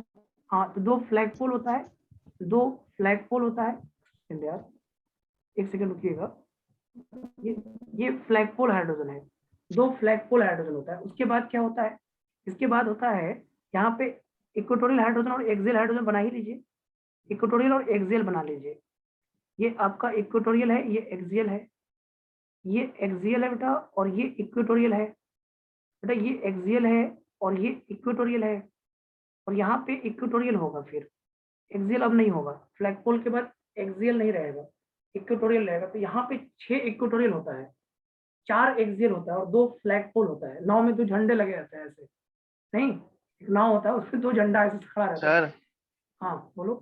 सर वो ऊपर वाले में उधर एक एच और लगा दीजिए, वहां पे शायद लगेगा इक्लिप्स फॉर्म में। किसमें? सर वो ऊपर वाले जो यहाँ छूट गया है, लगा दीजिए उसको, तो लगाना ही पड़ेगा, ये एक हाइड्रोजन यहाँ छूट गया है, तो ठीक है वो तो लग जाएगा, उसका टेंशन नहीं। तो इसमें अगर बोट फॉर्म में देखो तो कितना एक्सियल हाइड्रोजन दिख रहा है तुमको, एक्सियल हाइड्रोजन कितना है? सर इसमें हाँ, एक्सियल सर। और एक्सियल equatorial हाइड्रोजन कैसे 4 है, बता दीजिए इसमें। क्या बेटा? सर बोट फॉर्म में कैसे एक्सियल और वो दिख रहे थे इक्वेटोरियल वाला, एक बार देखो बता दीजिए। एक्सियल और देखो 2 फ्लैग पोल हाइड्रोजन है, ये देखो 2 फ्लैग पोल है, 2 फ्लैग पोल है। और इसके बाद मैंने बोला कि ये फ्लैग पोल अगर हम बनाए तो ऐसे बना रहे हैं ना, इसके बीच में एक्सियल, यहाँ पे एक्सियल नहीं बनेगा, फिर ये ऊपर की तरफ नहीं बनेगा, फिर ये बनेगा इक्वेटोरियल, इक्वेटोरियल हाइड्रोजन ऐसे बनेगा, ये इक्वेटोरियल बनेगा, इधर एक्सियल इधर इक्वेटोरियल, इधर एक्सियल इधर इक्वेटोरियल, इधर एक्सियल इधर इक्वेटोरियल, इधर एक्सियल इधर इक्वेटोरियल, बस हो गया। ठीक है सर। तो एक्सियल हाइड्रोजन 4 होता है इसमें, और इक्वेटोरियल हाइड्रोजन कितना होता है बेटा? इक्वेटोरियल होता है 6, यहाँ पे होता है इक्वेटोरियल हाइड्रोजन जो होता है वो आता है 6, इक्वेटोरियल हाइड्रोजन होता है 6, एक्सियल हाइड्रोजन 4, इक्वेटोरियल हाइड्रोजन 6 होता है, और फ्लैग पोल लिख लेना यहाँ पे। फ्लैग पोल हाइड्रोजन जो होता है वो 2 होता है। नाव में फ्लैग पोल हाइड्रोजन 2 होता है। ये ऐसे ऐसे क्वेश्चन नहीं पूछा है, इस तरह से पूछ भी सकता है, कुछ ठिकाना है जेईई मेन का, कुछ भी पूछ सकता है। एक बार 2007 में क्वेश्चन आया, उसके आज तक नहीं आया। उसके बाद आज हो गया 14 साल, 14 ईयर्स हो गए। 14 ईयर्स तक में जेईई मेन में इस पे कोई क्वेश्चन नहीं आया। 2007 में पहली बार क्वेश्चन आया था, और उसके बाद आज तक नहीं आया है। आगे उम्मीद तो नहीं लग रहा है कि आएगा, फिर अभी तक तो नहीं आया। कितने अटेम्प्ट हो गए एग्जाम, कहीं पे भी कन्फॉर्मेशनल का क्वेश्चन नहीं आया भाई। इसमें नहीं आया, साइक्लोहेक्सेन का नहीं आया, साइक्लोहेक्सेन का कन्फॉर्मर्स का क्वेश्चन नहीं आया। लेकिन तब भी एक बार 2007 में पूछा है, तो कभी भी मन कर जाएगा तो पूछ तो देंगे ही ना, वो मन के ऊपर है। तो देखो, इक्लिप्स फॉर्म बोट फॉर्म को बोलते हैं। किसको बोलते हैं? इक्लिप्स फॉर्म बोट फॉर्म को बोलते हैं। तो अब तो इतना तो समझदारी आपके अंदर आ ही गया होगा कि दोनों में स्टेबल कौन है, चेयर फॉर्म और बोट फॉर्म में स्टेबल कौन है। तो आप क्या बताइएगा? चेयर फॉर्म और स्टैगर्ड ज्यादा स्टेबल होते हैं इक्लिप्स से। अब कहानी थोड़ा, देखो कहानी इतने पे नहीं रुका होगा, कहानी थोड़ा और आगे बढ़ेगा। देखना, सोचना क्या हुआ। देखो, लोग थोड़ा इस सब में देखते रहते हैं, क्या कैसे देखते हैं। देखो, अब लोगों ने सोचा, देखो लोग दो तरह से सोचते हैं। अब लोगों ने सोचा कि भाई आपने इसको पूरा रोटेट किया तो इक्लिप्स बना, अगर मैं इसको आधा रोटेट करूं तो इसको अगर आधा रोटेट करोगे तो क्या होगा। एक ये उन्होंने सोचा। दूसरा उन्होंने सोचा कि अगर मैं इसको पूरा एक दूसरे के पीछे ना करके थोड़ा सा आगे रखूं, थोड़ा सा एंगल कम पे रखूं, तो यहाँ पे 2 और कन्फॉर्मर बन जाते हैं। इसका नाम होता है एक ट्विस्ट बोट होता है, और एक होता है हाफ चेयर। देखो इसको कैसे घुमाया, देखना, समझना है इसको क्या किया, इसको धीरे धीरे घुमा रहा है। इस वाले कार्बन को देखो ना, ये वाला कार्बन नीचे की तरफ जो झुका हुआ है, इसको थोड़ा सा ऐसे लाके यहाँ तक घुमाया, ऐसे। फिर क्या किया, देखो सोचने वाले लोगों का समस्या देखो कैसे कैसे सोचते हैं। ऐसे घुमाया, फिर इसको क्या किया और ऊपर तक ऐसे घुमाया, देख रहे हो, तो बोट बन गया।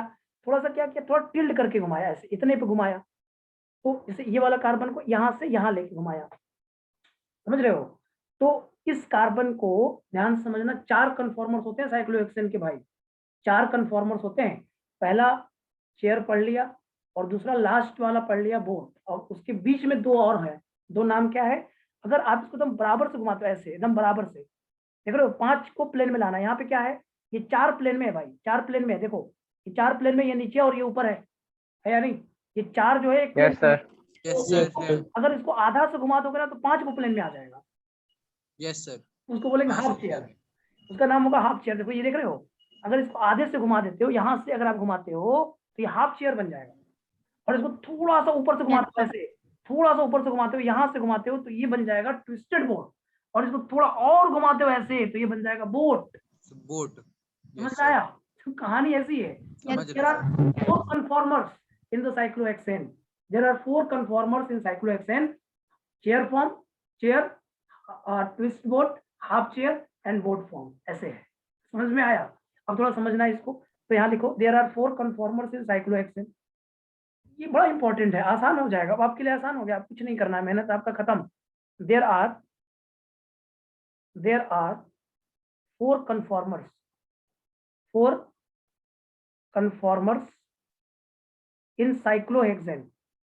There are, सॉरी यहाँ पे लिखना, there are लिखना है, यहाँ उल्टा लिखा गया थोड़ा सा।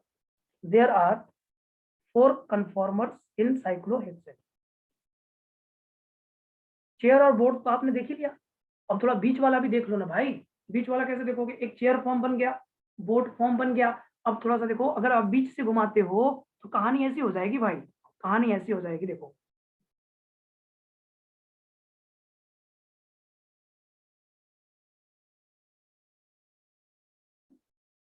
कहानी कुछ ऐसा होगा,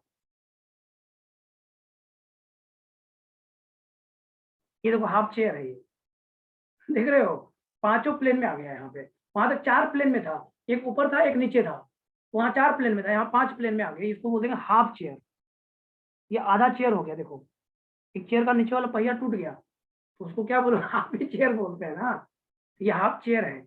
और उसके बाद थोड़ा सा इसको और ज्यादा घुमाओ, ये देखो बोट फॉर्म का नीचे थोड़ा सा पीछे वाला पार्ट, बोट फॉर्म में ये ऐसे टिल्ड हुआ है, ये थोड़ा ऐसे करके टिल्ड होगा, बस इतना, ये थोड़ा इधर से तरह रहेगा, मतलब ये बोट फॉर्म का ट्विस्ट बोट कहलाएगा। ये क्या कहलाएगा? Twist boat. ये क्या कहलाएगा? Twist boat. अब ये 4 कन्फॉर्मर्स हैं, एक चेयर फॉर्म, एक हुआ बोट फॉर्म, एक हुआ हाफ चेयर और एक हुआ ट्विस्ट बोट। क्या हुआ बेटा? ये ट्विस्ट तो बोट। सर बोर्ड फॉर्म से कम टिल्टेड है ना?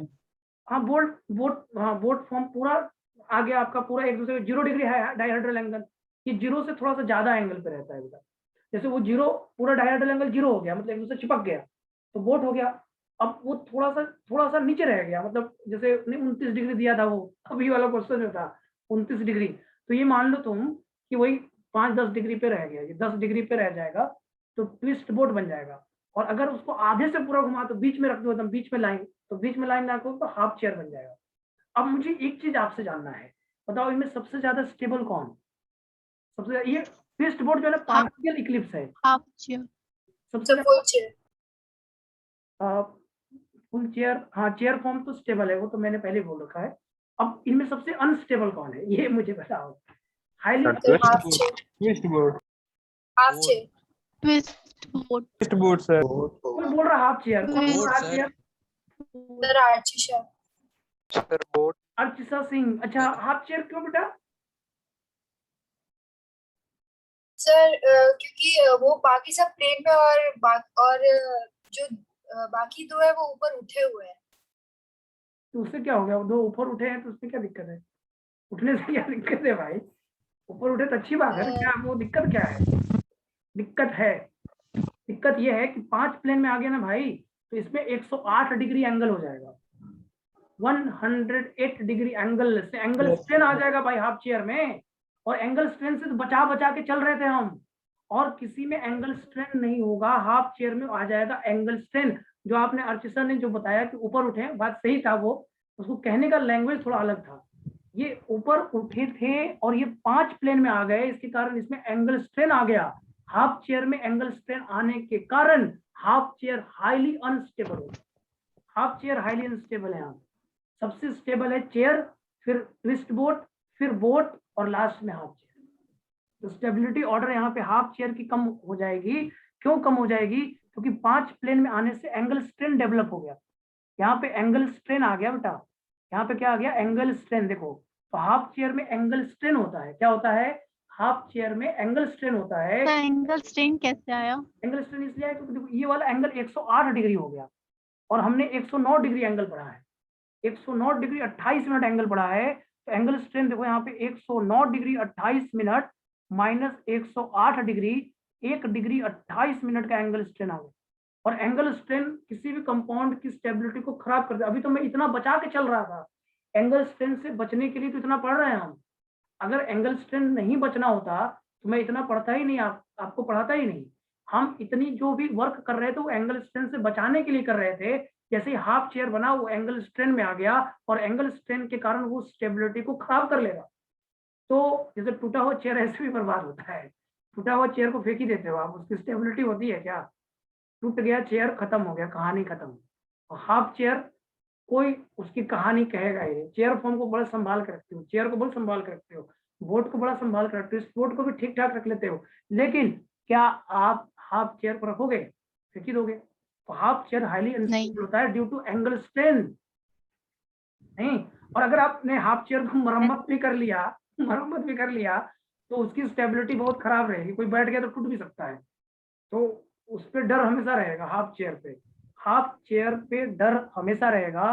तो स्टेबिलिटी ऑर्डर की अगर मैं बात करूं तो स्टेबिलिटी ऑर्डर में सबसे ज्यादा होगा चेयर फॉर्म। स्टेबिलिटी ऑर्डर में सबसे ज्यादा होगा चेयर फॉर्म। चेयर फॉर्म सबसे स्टेबल होता है। उसके बाद होता है twist boat. Twist boat partial eclipsed है। ट्विस्ट बोट क्या है? पार्शियल इक्लिप्स्ड है। और उसके बाद होता है बोट फॉर्म। बोट फॉर्म क्या है? फुल्ली इक्लिप्स्ड है। और उसके बाद होता है हाफ चेयर। यही तो इंपॉर्टेंट था भाई, पहला क्वेश्चन तो यहीं से बन गया। पूछेगा, अभी तो पूछा नहीं है, आगे क्या पूछेगा पता नहीं, लेकिन स्टेबिलिटी ऑर्डर में चेयर फॉर्म सबसे स्टेबल है, उसके बाद ट्विस्ट बोट, उसके बाद बोट फॉर्म और उसके बाद हाफ चेयर। कोई पूछेगा हाफ चेयर क्यों अनस्टेबल है, तो बता देना एंगल स्ट्रेन, क्योंकि 5 प्लेन में आ गए जिसके कारण ये एंगल स्ट्रेन दिखाने लगा और एंगल स्ट्रेन के कारण उसकी स्टेबिलिटी सबसे खराब हो जाएगा। कहीं पे भी अगर एंगल स्ट्रेन आ गया ना बेटा तो वो स्टेबिलिटी को खराब करके जाएगा, ये समझ लो आप। समझ में आया क्या कह रहा हूँ मैं? बात समझ में आया? Yes sir.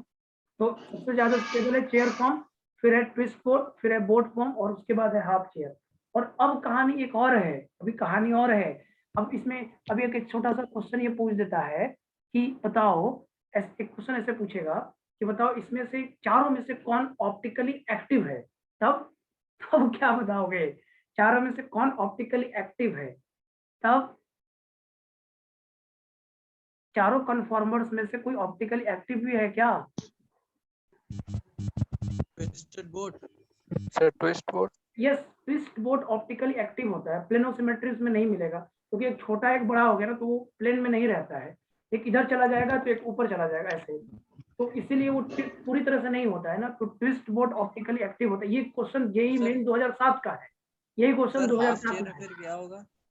हाफ चेयर में तो 5 प्लेन में आ ही गए। तो हाफ चेयर ये जो होता है ना, हाफ चेयर की अगर हम बात करें तो ये भी ऑप्टिकली इनएक्टिव भी रहता है। ऑप्टिकली इनएक्टिव, ये प्लेन में पास कर जाता है, प्लेन से कट हो जाता है ये। अगर आप हाफ चेयर को प्लेन से कट करोगे तो कट हो जाता है ये। Vertical plane. हाँ, तो हाफ चेयर का पीओएस हाँ दिखाई सर देता हो है, जाएगा। लेकिन ट्विस्ट बोट में हाँ सर, हो प्लेन ऑफ जाएगा। सिमेट्री नहीं होता है। तो ये आप 3D में देख भी सकते हो, ट्विस्ट बोट ऑप्टिकली एक्टिव होता है। यही 2007 का क्वेश्चन है, जेईई मेन 2007 में यही क्वेश्चन आया कि कौन चारों कन्फॉर्मर्स में ऑप्टिकली एक्टिव है, तो बोल देना ट्विस्ट बोट। ये 2007 का क्वेश्चन है भाई। इसके बाद आज 14 ईयर्स हो गए, 14 ईयर्स में कोई क्वेश्चन नहीं पूछा। जेईई मेन में जो क्वेश्चन पूछा था यही पूछा था बस। और ये क्या लगता है आपको, कॉपी में नहीं लिखवाया रहता है, twist boat is optically active. इसमें से पूरे कन्फॉर्मर्स में among all conformers only twist boat is optically active। ये लिख लो, twist boat is optically active, twist boat is optically active, twist boat is optically active among all conformers। in all conformers लिख लो, सभी conformers में twist boat optically active होता है। ये आपको याद रखना है, in all conformers। यही 2007 में आया हुआ है, इसके बाद कभी नहीं आया। तो समझ लो कितना आसान क्वेश्चन पूछा है। पूछा कि चारों कन्फॉर्मर्स में ऑप्टिकली इनएक्टिव कौन होगा, तो आप बोलिएगा twist boat is optically active in all conformers. और एक लास्ट पॉइंट पे डिस्कस कर लेते हैं, पोटेंशियल एनर्जी बताइए थोड़ा। पोटेंशियल एनर्जी किसका ज्यादा होगा? तो आप कहिएगा हाफ चेयर का ही ज्यादा होगा। Potential energy sir half chair का ज्यादा होगा, फिर सर बोट फॉर्म का होगा, फिर सर ट्विस्ट बोट का होगा, फिर ट्विस्ट बोट का होगा, और फिर आप कहिएगा चेयर फॉर्म का होगा। यही इतना ही तो आप बोलने वाले हैं। अब थोड़ा डायग्राम भी बना देते हैं, फिर जब इतना बात कर ही लिए हैं तो एक बार डायग्राम भी बना लेते हैं पोटेंशियल एनर्जी का और डाइहेड्रल एंगल का, जैसा कि पहले बनाते आ रहे हैं, वो भी एक बार डायग्राम भी बना लेते हैं। तो ये बात समझ में आया कि नहीं आया? Half chair, twist boat, boat आगे सर, आगे। चार ही होता है कन्फॉर्मर भाई, इसके अलावा कुछ नहीं होता।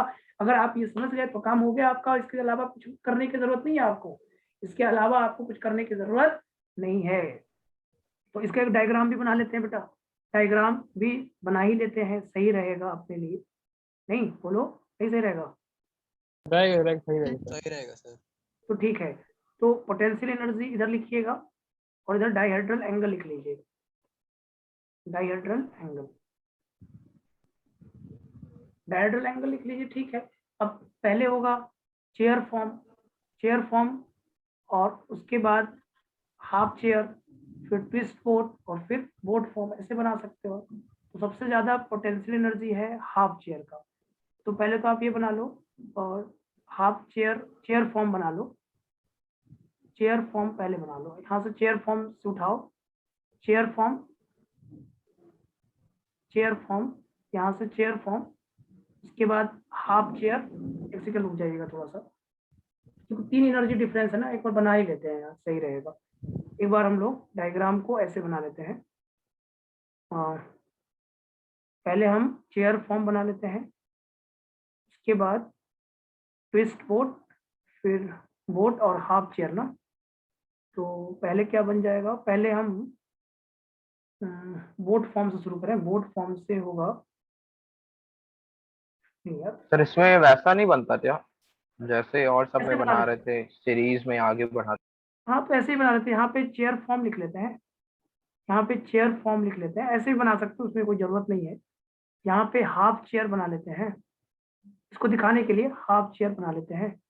और यहाँ पे हम लोग ये वाला पार्ट में और पोटेंशियल एनर्जी वाले में पार्ट में ये वाला थोड़ा और नीचे से बना लेते हैं। बोट फॉर्म, यहाँ पे आप twist chair, twist board board. बना लो और इसको थोड़ा और नीचे से बना लेना, इसको थोड़ा और नीचे कर लेते हैं, इसको और नीचे करके यहाँ से बना के इसको ऐसे बना देते हैं, ऐसे। यस सर, तो ये हाफ चेयर हो गया, ये ट्विस्ट बोट हो जाएगा, ट्विस्ट बोट हो जाएगा, और ये बोट फॉर्म हो जाएगा, ये बोट फॉर्म हो जाएगा, ठीक है।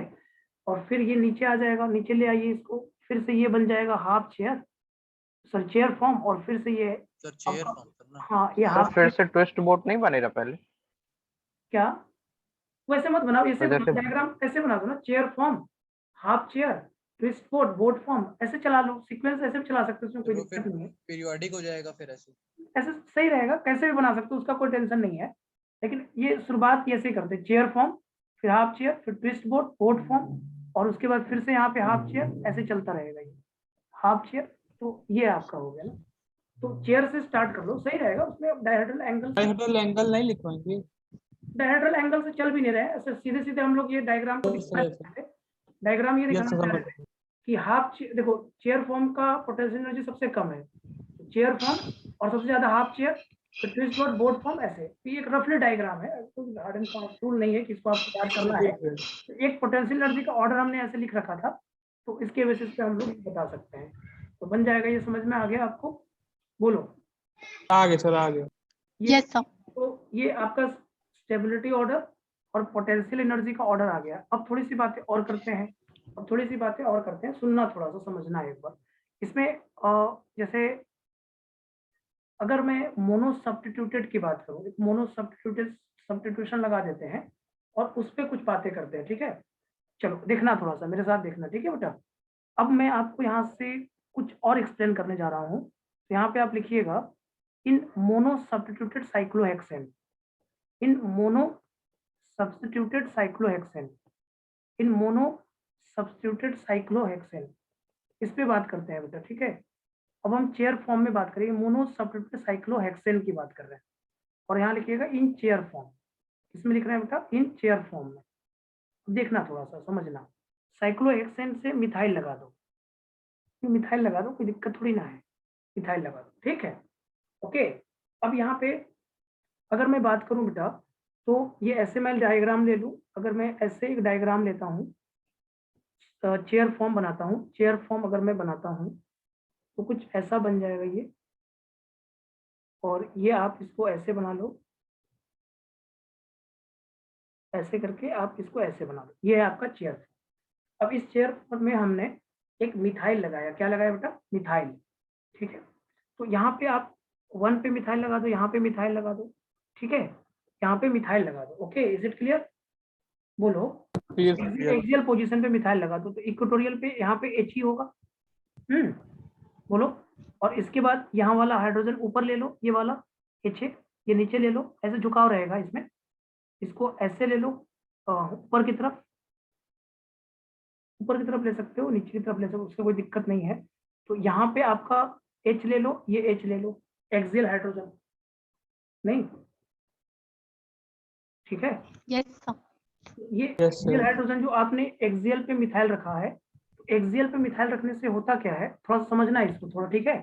एक्सियल पे अगर आप मिथाइल रखोगे तो इस हाइड्रोजन और इस मिथाइल का एक रिपल्शन मिलेगा, ठीक है। ये वाला हाइड्रोजन, ये हाइड्रोजन और इस मिथाइल का रिपल्शन मिलेगा। एक्सियल पे मिथाइल रखने से ये 1, और ये अगर 1 नंबर मानते हो, ये 2 नंबर मानते हो, ये 3 मानते हो, ये 4 मानते हो, ये 5 मानते हो, और ये 6 मानते हो, तो यहाँ पे 3 हाइड्रोजन का 3 एक्सियल हाइड्रोजन, 2 एक्सियल हाइड्रोजन और एक मिथाइल का क्या होगा? रिपल्शन मिलेगा। यहाँ पे देख रहे हो, ये hydrogen, this hydrogen and this hydrogen, इसको बोलते हैं एक्सियल रिपल्शन। इसको क्या बोलते हैं? Axial repulsion. क्या बोलेंगे बेटा? Axial repulsion. Axial repulsion between hydrogen and methyl, axial repulsion between hydrogen and methyl. यहाँ पे क्या मिलेगा? एक्सियल रिपल्शन मिलेगा हाइड्रोजन और मिथाइल के बीच में, axial repulsion between hydrogen and methyl. और अगर आप इसको यहाँ से देखना बेटा, इसको एक बार, अगर आप इसको इस पे रखते हो, इक्वेटोरियल पे रखते हो, तो ध्यान से देखना क्या हो रहा है दोनों में। अब सिचुएशन को समझना, दोनों में एक बार सिचुएशन को समझना। अगर आपने इसको एक्सियल और इक्वेटोरियल, एक बार देखिएगा, एक्सियल और इक्वेटोरियल में थोड़ा डायग्राम सही बनाना बेटा। अगर आप इसको ऐसे बनाते हो, ठीक है, और आपने मिथाइल को यहाँ रखा, ठीक है बेटा, मिथाइल को इक्वेटोरियल पे रखा, तो ये वाला जो हाइड्रोजन का रिपल्शन मिल रहा था, ये वाला हाइड्रोजन का जो रिपल्शन था, ये वाला हाइड्रोजन का रिपल्शन जो था वो थोड़ा मिनिमम हो जाएगा। तो यहाँ पे एक्सियल रिपल्शन नहीं मिलेगा, देख रहे हो आप। तो पहले वाले में एक्सियल रिपल्शन मिल रहा था, जबकि यहाँ पे एक्सियल रिपल्शन उतना नहीं मिलेगा। तो यहाँ पे एक्सियल रिपल्शन के कारण अगर आप मिथाइल को एक्सियल पोजीशन पे रखते हो, वंस ये मोनोसल्फाइड साइक्लोहेक्सेन की मैं बात कर रहा हूँ, तो एक्सियल पे जब आप मिथाइल को रखते हो तो वहां पे मिलता है एक्सियल रिपल्शन। और यहाँ पे क्या होता है, यहाँ पे एक्सियल रिपल्शन नहीं होता है, जिसके कारण अगर इक्वेटोरियल पे मिथाइल सब्स्टिट्यूट किया जाए तो उसकी स्टेबिलिटी एक्सियल के मिथाइल से क्या होता है, ज्यादा होता है। तो यहाँ पे आप कहते हो no axial repulsion between this, no axial repulsion between hydrogen and methyl, it means hydrogen और मिथाइल के बीच में कोई एक्सियल रिपल्शन नहीं होता है।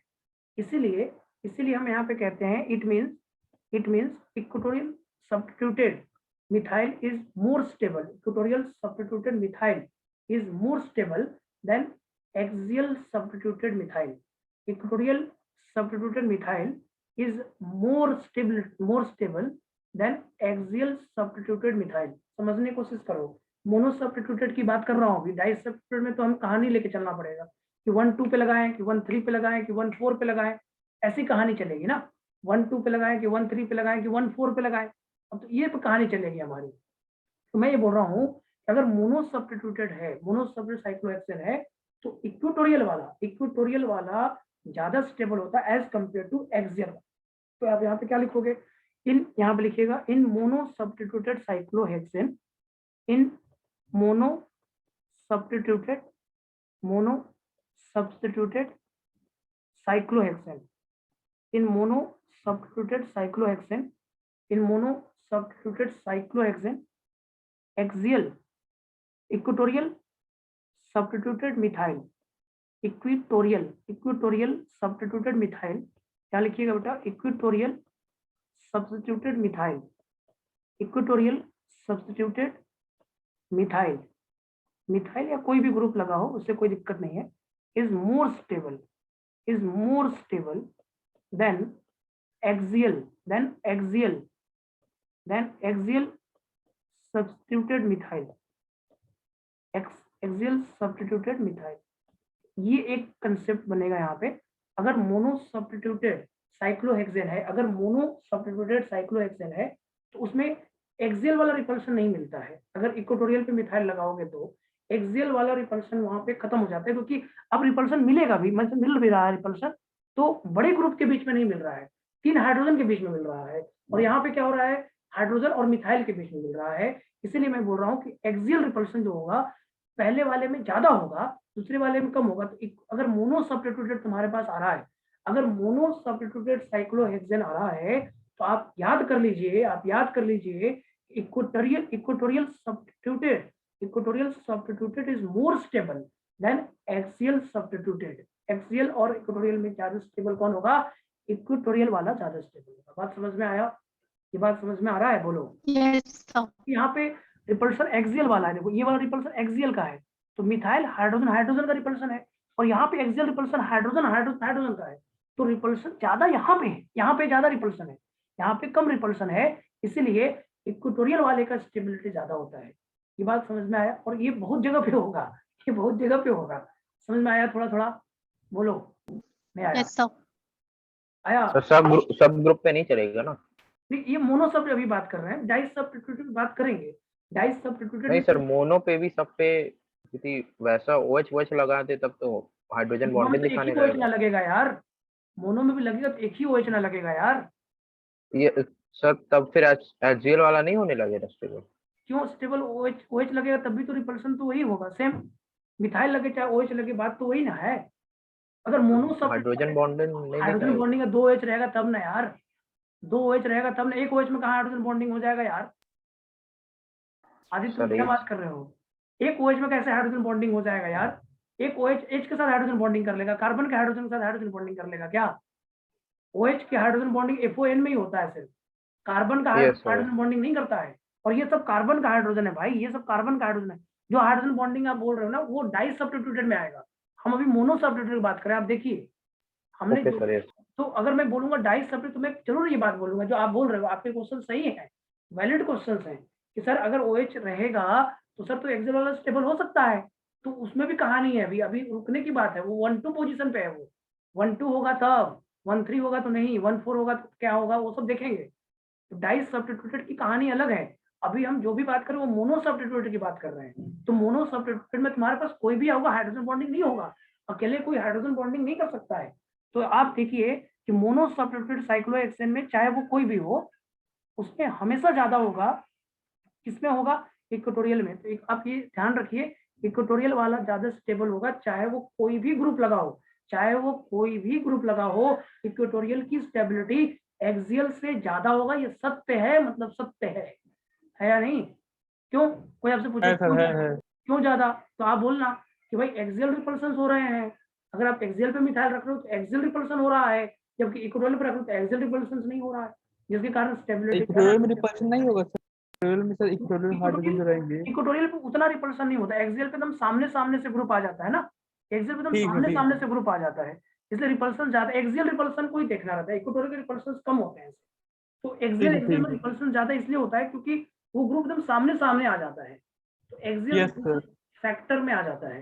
तो एक्सियल रिपल्शन तुम्हारा अगर होगा ना, तो मोनो सब्स्टिट्यूटेड मिथाइल अगर है या कोई भी है, तो उसमें इक्वेटोरियल की स्टेबिलिटी एक्सियल से ज्यादा होगा। तो कौन ज्यादा स्टेबल हो गया बेटा?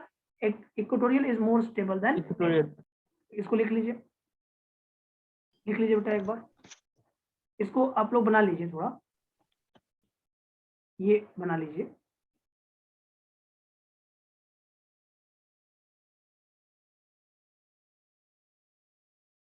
ये आपका अगर मिथाइल ऐसे लगा है और मिथाइल ऐसे लगा है, अब आप बहुत सारे क्वेश्चन बना सकते हैं वैसे, लेकिन अभी थोड़ा सा मुझे और क्लास चाहिए इस पे, थोड़ा सा क्लास और चाहिए, क्योंकि मैंने थोड़ा आज बहुत धीरे पढ़ाया आपको, थोड़ा सा क्लास मुझे और चाहिए इस पे, तभी जाकर ये क्लियर और होगा। एक क्लास नहीं लगेगा, थोड़ा सा लगेगा और, मतलब 45 मिनट और लगेगा मुझे, तब जाकर ये पूरा क्लियर होगा। ये इक्वेटोरियल वाला मिथाइल, डीपीपी लगा लेंगे सर, एक दो आगे। डीपीपी तो लगाते ही रहो ना, डीपीपी का आंसर ही नहीं मिल रहा है, क्या किया जाए? आंसर आया कि नहीं? नहीं सर, फिर लगाते रहे सर कुछ। डीपीपी तो लगाते ही रहिए, डीपीपी तो सब लगाते ही रहिए। फिर वैसे मतलब नहीं पता चलता सर, लगा देते हैं बस। मेरे पास भी नहीं आ रहा है यार, मेरे पास भी नहीं आ रहा, मैं क्या बोलूं बताओ, मेरे पास भी नहीं है। कुछ करिए सर, टाइम निकल जाएगा ज्यादा सर, फिर जैसे मेरे में पास बहुत ज्यादा देखो, हम लोग का फैकल्टी शेयर ऐप पहले आता था, अब क्या है कि फैकल्टी शेयर ऐप मैंने इनको बोला कि आप मेल करके मेरा ओपन करवा दो, अब ओपन ही नहीं हो पा रहा है। अब फैकल्टी शेयर ऐप ओपन नहीं होगा तो कहाँ से मिलेगा? और मुझे भी रेजो सर वाला है मेरे पास, रेजो सर वाले में तो कुछ नहीं है, तो रेजो सर वाले मुझे भेज दिए हैं कि लीजिए आप रेजो सर वाले से यूज करिए। अब रेजो सर में यूज करके क्या करूंगा बताओ, तो फायदा है मुझे? तो रेजो सर के थ्रू में क्या मिल रहा है, उसमें मटेरियल्स मिल जाता है, और मटेरियल डाउनलोड भी नहीं हो पाता है, उससे अच्छा तो तुम ही लोग दे देते हो मुझे, तुम लोग का दिक्कत नहीं रहता है, मिल ही जाता है मटेरियल मुझे। तो ठीक है, यहाँ तक आज की क्लास यहीं पे करेंगे। कल हम आपको डाई सब्स्टिट्यूटेड वाला बताएंगे, और थोड़ी सी और बातें बताएंगे। तो आज होमवर्क आपको नहीं बनाना है, आज आप होमवर्क आपको नहीं मिलेगा, कल आपको पूरा सीट होमवर्क मिलेगा, क्योंकि आप 80% तो मॉड्यूल कर चुके हो, 20% करना है, ऐसा हो चुका है सर। तो 20% के लिए कल आपको पूरा होमवर्क दूंगा मैं, कल मैं पूरा खत्म कर दूंगा ये, तो कल खत्म हो जाएगा और शुरू हो जाएगा आपका कोऑर्डिनेशन वाला जो पार्ट बाकी है वो हो जाएगा, और सॉलिड स्टेट जो आपका चल रहा है चलेगा, मतलब शुरू होगा। इस वीक और अगले वीक का एक क्लास और लेकर कोऑर्डिनेशन कंपाउंड पूरा खत्म कर देंगे। इस वीक का एक क्लास मिलेगा मुझे, और अगले वीक का एक क्लास लेकर कोऑर्डिनेशन पूरा खत्म कर देंगे, जो आइसोमर बना है वो खत्म हो जाएगा। और उसके बाद आपका शुरू हो जाएगा सॉलिड स्टेट पढ़ा देंगे, टेस्ट का कंप्लीट हो जाएगा। इससे टेस्ट में ज्यादा नहीं आ रहा है, थोड़ा सा तो आ रहा है, हो जाएगा, टेंशन नहीं लीजिएगा आप, ठीक है। और स्ट्रियो हो ही जाएगा आपका, कंफर्मेशन पूरा करा ही देंगे। तो कल हम आपको डाई सब्स्टिट्यूटेड वाला बताएंगे, तो आज आपको होमवर्क नहीं सर बनाना। सर इस वीक की एक ही क्लास क्यों सर? आपकी दोनों क्लास तो है ना, फ्राइडे सैटरडे। अच्छा अभी आज हो गया। अच्छा फ्राइडे को मैं ही बोला, कल का क्लास तो हम इसी पे चलेंगे ना, ऑप्टिकल पे चलेंगे, और सैटरडे हाँ वाला सर एक ठीक क्लास है, और अच्छा। मुझे कोऑर्डिनेशन का मिलेगा, और अगले वीक में एक क्लास और, 2 क्लास मुझे कोऑर्डिनेशन में चाहिए, और एक क्लास आज खत्म कर सकते थे, लेकिन अब थोड़ा जल्दी बच्चे नहीं पढ़ाए, क्योंकि थोड़ा धीरे धीरे पढ़ाए। मुझे लगा कि थोड़ा इसमें थोड़ा थोड़ा दिक्कत हो जाए, क्योंकि फेस टू फेस रहते तो दिक्कत नहीं होता, फेस टू फेस तो हम जल्दी समझा जाते हैं इसको, लेकिन अब क्या है कि थोड़ा ऑनलाइन क्लास है ना, थोड़ा दिक्कत हो जाता है। नहीं तो इसको समझाने में मुझे टाइम 45 मिनट में खत्म कर देता था इसको, पहले क्लास में रहता तो मैं। तो ऑफलाइन क्लास नहीं, इसलिए थोड़ा टाइम ज़्यादा लेना पड़ता है, क्योंकि लिखने में भी टाइम लग जाता है, सब कुछ लिखना पड़ता है यहाँ, पूरा थ्योरी लिखता हूँ मैं, सब लिखता हूँ, तो 45 मिनट में वहाँ पे मैं खत्म कर देता था ऑफलाइन में, ज़्यादा टाइम नहीं लेता। सर ऑर्गेनिक आप ऑफलाइन में बहुत तेज पढ़ाते हैं। तो तेज पढ़ाने का कारण ये वहाँ पे तो सब कुछ आराम से हो जाता है। नहीं तुम लोग को तेज इसलिए पढ़ाए थे कि तुम्हारा तो रिवीजन क्लास में लगा था मेरा क्लास, सर ऑर्गेनिक तेज पढ़ाए थे हम, ऐसे में बहुत धीरे 4 दिन में पूरी जीओसी खत्म कर दी, 4 दिन में बढ़िया से हम जीओसी लोग तो खत्म कर पहली बार ही पढ़े थे। तो आप दी। लोग सर तो पहला ही था सर इस हाँ टाइप सर, तो से। पहली बार ही पढ़े सर, एसबीएस सर क्या पढ़े। तो जीओसी 2 जो आप मेरे से पढ़ रहे थे ना, आप उस दिन रिवीजन क्लास लगा था, और जैसे J2 वाले बच्चों लेकिन को हम लोग जल्दी जल्दी कराया गया है, J2 वाले बच्चों का भी 4-4 घंटे 5-5 घंटे 6-6 घंटे और 4-4 घंटे क्लास चल रहा था आपका, इसलिए नहीं तो ऐसे पढ़ाते हाँ हाँ सर। आपका जो तो क्लास उससे होता है ना, भटक गया। प्रॉपर क्लास चलेगा तो दिक्कत नहीं होता, 1.5 घंटे की क्लास में तो हम बहुत स्मूथ पढ़ाते हैं, बहुत धीरे धीरे पढ़ाते हैं एकदम। लेकिन अब ऑर्गेनिक केमिस्ट्री हम बहुत फास्ट पढ़ाएंगे, अभी पढ़ाएंगे भी हम फास्ट, क्योंकि हमें जीओसी हमने पढ़ा रखा है। जिस बच्चे को जीओसी आता है वो ऑर्गेनिक केमिस्ट्री को बहुत तेजी में समझेगा, और हम सर पढ़ाएंगे, सर मतलब ऐसा नहीं कि एकदम बहुत तेजी में तुमको पढ़ा देंगे, ऐसा भी नहीं होगा, समझा समझा के पढ़ाएंगे। लेकिन आपको अगर जीओसी आता है तो आपको टाइम कम लगेगा समझने में, तो दिक्कत नहीं होगा, टेंशन उसका नहीं है। ऑर्गेनिक केमिस्ट्री तो फिर आसानी से हो जाता है, दिक्कत नहीं होता है। तो ठीक है, यहाँ तक कर लो आप, और आज आप कॉपी पढ़िए सिर्फ, कल आप जब पढ़िएगा ना तो उसके बाद होमवर्क बनाओगे तो सब बन जाएगा, डाउट एक भी नहीं ये आएगा। सर शुरू से रिवाइज कर लें पूरा कॉपी सर। कन्फर्मेशन में आपको डाउट नहीं आएगा, साइक्लोहेक्सेन में डाउट नहीं Yes, आएगा, जो sir. कॉपी में लिखवाएंगे वही क्वेश्चन आपके उसमें मिलेगा मॉड्यूल में, तो बच्चों को कन्फर्मेशन में कोई डाउट नहीं आता है, तो आपको डाउट नहीं आएगा। सर हाँ बोलो। जैसे पूछा था एक चीज सर, हम्म। जैसे साइक्लोहेक्सेन में सिर्फ 4 ही कन्फर्मर्स होते हैं, जिससे आप लिखा था कि इनफाइनाइट कन्फर्मर्स बन सकते हैं। नहीं 4 कन्फॉर्मर्स तो एग्जिस्ट करने वाली बात मैंने बोला, ऐसे तो किसी का कन्फॉर्मर्स ड्रॉ करोगे तो इनफाइनाइट होता है, कोई अगर पूछे कि नंबर ऑफ कन्फॉर्मर्स कितना होगा तो इनफाइनाइट होता है, लेकिन स्टेबल कन्फॉर्मर्स अगर कोई पूछता है ना तो फिर स्टैगर्ड वाला बनाना रहता है, तो 4 फिर बोलते हैं।